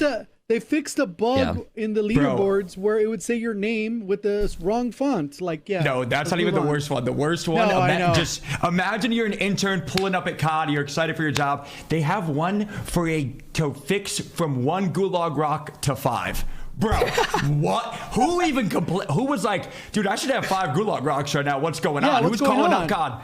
Like, what, dude? Who is like? That's insane.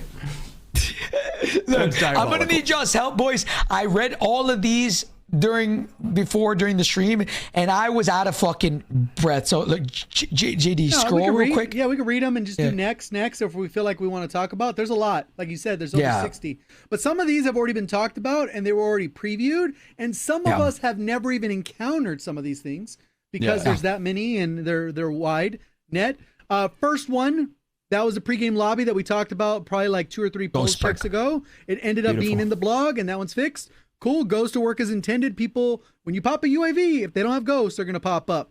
Pretty easy fix. That was a big one. I actually think that's a big change.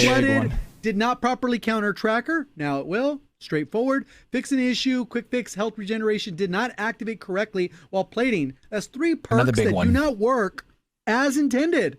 That will work as intended. Fix an issue preventing quick fix health regeneration from functioning when eliminating an enemy with the combat axe or a throwing knife. So if you thirsted them with a knife, it also would bug out and not work. Fix an issue with the survivor perk prevented players from reviving down squad members. Whatever. I don't think that a lot of people even knew why it bugged out, but that was a bug.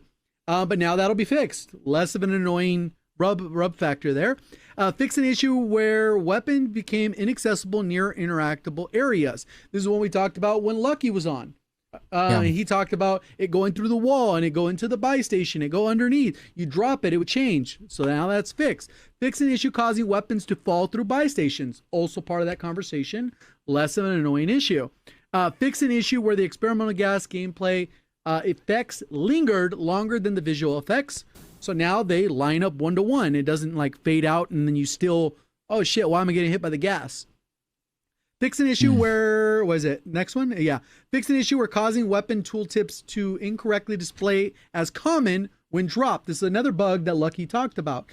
Fix an issue with MW2, MW3 weapons were missing Black Ops 6 weapon stats, including slide to fire time. So now that number, it'll still be there and it'll be high. And that'll be that. Fix visibility issues on Rebirth Island. Good. Is that lighting? Is that the skylight? Is it multiple things? Now it's got to be lighting. Enough. Yeah. Fix an issue causing parachute to deploy when jumping off ladders. One we talked about since the day came out. Jesus. Fix an issue where players were not always able to go prone while reviving a teammate. Basic bug. Fix an issue where bounty contracts displayed a delay in showing completion in the UI.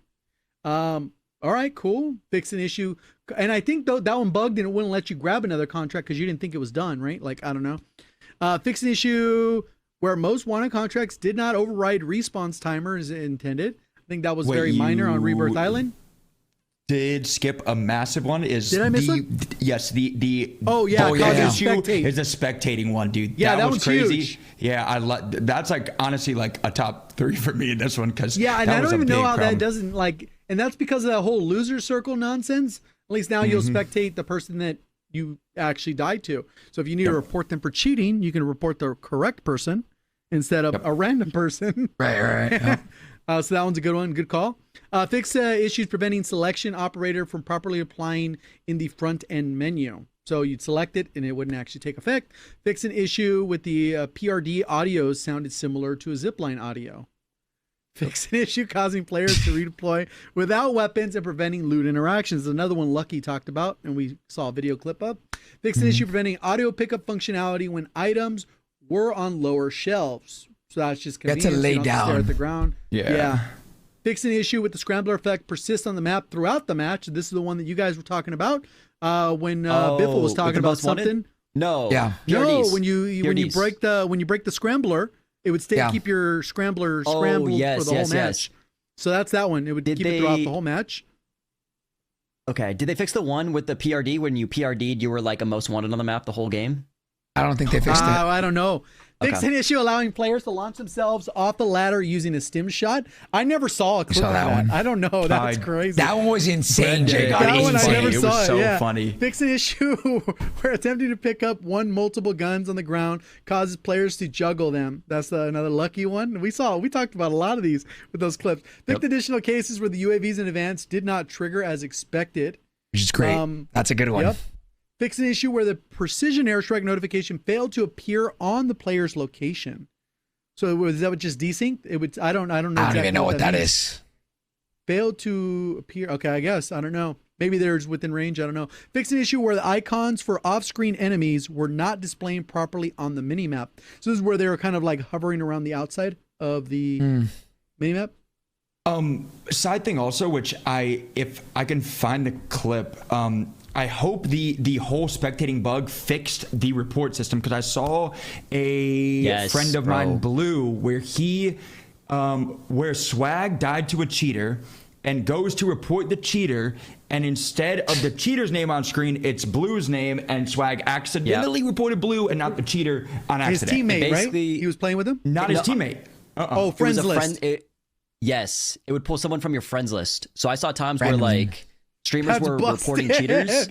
Yeah. And you're clicking on their name, and then when you click on their name, it pulls up a different active from your friends list. So like, so now we solved it, bro. See, the reason people are getting shadow banned is because all their friends are reporting everyone. Because all streamers cheat. Everyone. All streamers cheat. So they're finally getting each other. That's crazy. They're just reporting their friends. Let's go. Sheesh, why am I always shadow banned? Unfriend everyone. Start fresh account. No friends in the industry, man. There's no friends. Fix issue where the loadout selection UI the self ping icon from appearing, preventing the self ping. I guess when you ping something, you wouldn't see it on your screen. I don't know. Fix an issue where the loadout selection UI displayed placeholder icons and white boxes in the live lobby. All right. Fix an issue where their obituary feed, I don't know why they don't just say kill feed, man, overlapped with the active contract widget. Relax, I know. Overlapped with the active widget. They don't want to get comms banned. Overlapped with the active contract widget. All right, cool. I guess that depends on your HUD shape or whatever. Like if you have a small HUD, maybe it overlaps that way. They fixed it. Fix an issue where players were kicked from the menu from trying to prestige. Okay. Fix an issue where the armory, FTUE. What the hell is that? No idea. Replayed when returning. Well, is that like when you load in, it does something? I don't know. Fix an issue where the enemy voice chat icon displayed as friendly instead of red. Yeah, that one's in every match when you load in pregame as well. Fix an issue where your keyboard and mouse players buttons for emotes in the winner circle did not function. Well, they weren't winning too often anyway. They weren't winning with no aim assist, so dumb. Fixed an issue with duplicate armor satchels did not trigger the inventory full notification. That's why you're spamming this shit. Just get rid of them. Fix overlap issues with the prestige master screen. Fix an issue where the private lobby codes did not always display properly. Well, that's a streamer one. And hardly nobody doing private match icon with their friends. You need 50. Right. There's no way. Fix an issue where the private lobby. Okay. Fix an issue where the parachutes during the jailbreak. Wait. Issues with parachutes during the jailbreak public event? What's that? Yeah, I saw a never clip saw a clip of this. Teep No a idea. long time ago. Just splat randomly because he's like, I can't pull my You can't pull your chute, parachute, right? just splatted. Yeah. That's crazy. Yeah, during the jailbreak. What are we on? Private code Fix an issue where jailbreak. players Okay. only had one gulag rock. Instead of 5 in the gulag. baby. Hey, a bug's a bug. I'm so back. Okay, fix an issue causing players to lose tack sprint functionality after using Hey, a that one was zipline. big. Okay, fix a camera issue during infill sequence on Rebirth. Is that where like able to do third person? They probably want you all in first person, right? Or does that have no, I don't know what that one has to do with it. Wait, Yeah, I have no idea. Oh yeah. Like every time it would be bugged and like super zoomed out every time. Yeah. Every time from the plane. It's Fix like an wow, issue it's- causing MW2 and MW3 loadouts to disappear when dropped. Okay. That probably went under the map one as well, right? They had to figure 2 problems out. Fix an issue where grabbing a loadout with a baseball bat cause it to appear as a throwing knife. How the fuck does that even happen? Yeah, a lot of these are like, I'm like, bro, what the fuck? Fix an issue causing the spy camera to consume multiple charges when activated once. Fix an issue allowing players to call in more care packages than intended during a match. All right. Well, a lot of times they should just despawn right after a certain amount. Fix an issue. That one was broken, Loki. Well, could you cheese it like the Juggernaut thing and you could just spam them? You could cheese it where like you'd be guaranteed portable buy stations. So like if you threw like a bunch of them, you'd guarantee a portable buy. So people would be like using it late game for buyback Or yeah, to cheese. just cheese it for that. Okay, cool. Fixed an issue. Okay. Fixed an issue where the squad games finish. The Squid Games, not squad games. The Squid Games finishing moves did not correctly, consistently Oh, execute I seen the clips enemy. of those.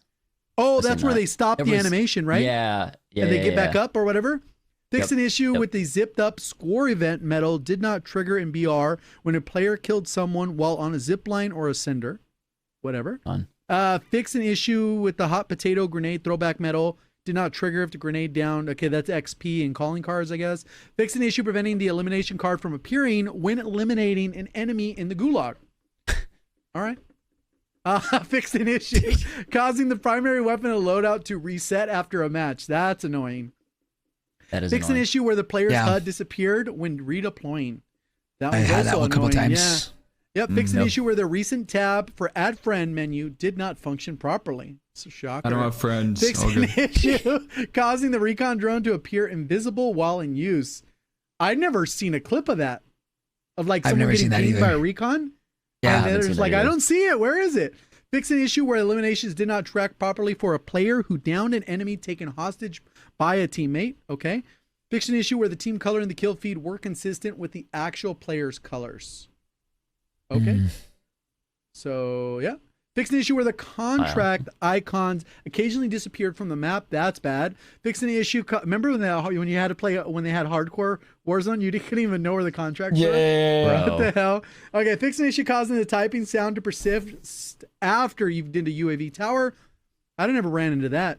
Fix an issue with the bombshell challenge where kills were not tracked correctly, and fix an issue some Dark Ops challenges did not grant the XP properly, and then fix an issue where wins were calculated incorrectly in Resurgence or BR top 10 finish. I got a win, and I was like, where'd that win come from? Because I didn't even play it. It was crazy. And we're done. Holy shit. 61 Yeah, those are fucking just a bucks. lot of And shockingly enough, there's stuff that they probably left off that they did that's happened multiple times. And then they go, once enough people notice it, and then they'll be like, oh, we amended the patch notes to reflect this change that happened that we didn't think would be in the update, but it made it into the update and someone forgot to update. You know, it's one of those. We're in that too. Random. Is there a bug, unless I'm insane, is there a bug with gas masks? Because there's times if I have on a gas mask, it's fine. And there's times if I have on a gas mask, it sounds like I am smoking at a vape shop, which like over and over. Yeah. No, that's, and it is a bug. It is a bug. That's a bug, right? Okay. Yeah, it is. Or it is. a feature. W audio. Yeah. Fix an issue where. Yeah, I'm about to say, I thought you were going to read another one. Hey, luckily a lot of those, half of those I'd never even heard of or experienced, so I'm good on that. Well, I played the game. Jay got to experience all of them on console. You did not experience all of those. The good rocks I pointed out personally, all good. You probably didn't even notice the rock thing, huh? I'd never heard one person mention that, ever. Talk about it. I don't even think about it. I've never heard that ever. No troll. Bro, somebody that has attention to detail to notice that and then document it in their brain is, I respect that, bro. Yeah, they're missing their dope from throwing them at people. Like, I guess. That's a hunter bug for sure. Yeah, bro. Yeah, he's crashing out over a rock, bro. Get a grip. Get a grip. I will say it's cool. Bro. Like, okay, great, they're fixing stuff, but I mean, damn. Hey, damn, like they were this close to Damascus rocks, and they couldn't get it, bro. We're almost in February, and it's crazy. I don't know, it's crazy. Oh, shit. Yeah, I look, man. This is like, it feels like this is how the game should have dropped, but again, I'm not trying to slander anymore. It's just like unfortunate. Yeah, well, I mean, look. I don't think it's slandering, bro. I'm gonna keep it a buck. It's the game. I mean, bro, we're talking about the most sold, played COD ever. Look who's in the chat. Look who's in the chat. You know what I'm saying? Like Raven Software. You know? Yeah. Raven Software's in the chat. Same thing, bro. Yeah, that's funny. Slander, bro. You know. Warzone is saved, baby. Warzone is back, guys. Warzone is saved. I did not say that. He would never say that. That is not me, bro. Did not come from me for that one, brother. Dude. No, sir. Well, what I'll also say is obviously we already know that there's certain like a timetable laid out that we mentioned at the start, that there's going to be multiple updates that it takes to fix some of these core issues.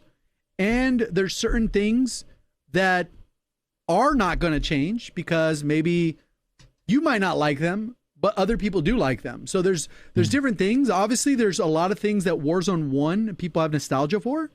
But people act like Warzone 1 didn't have bugs and it didn't have other broken stuff and it didn't have cheaters. They swear like it's the perfect game.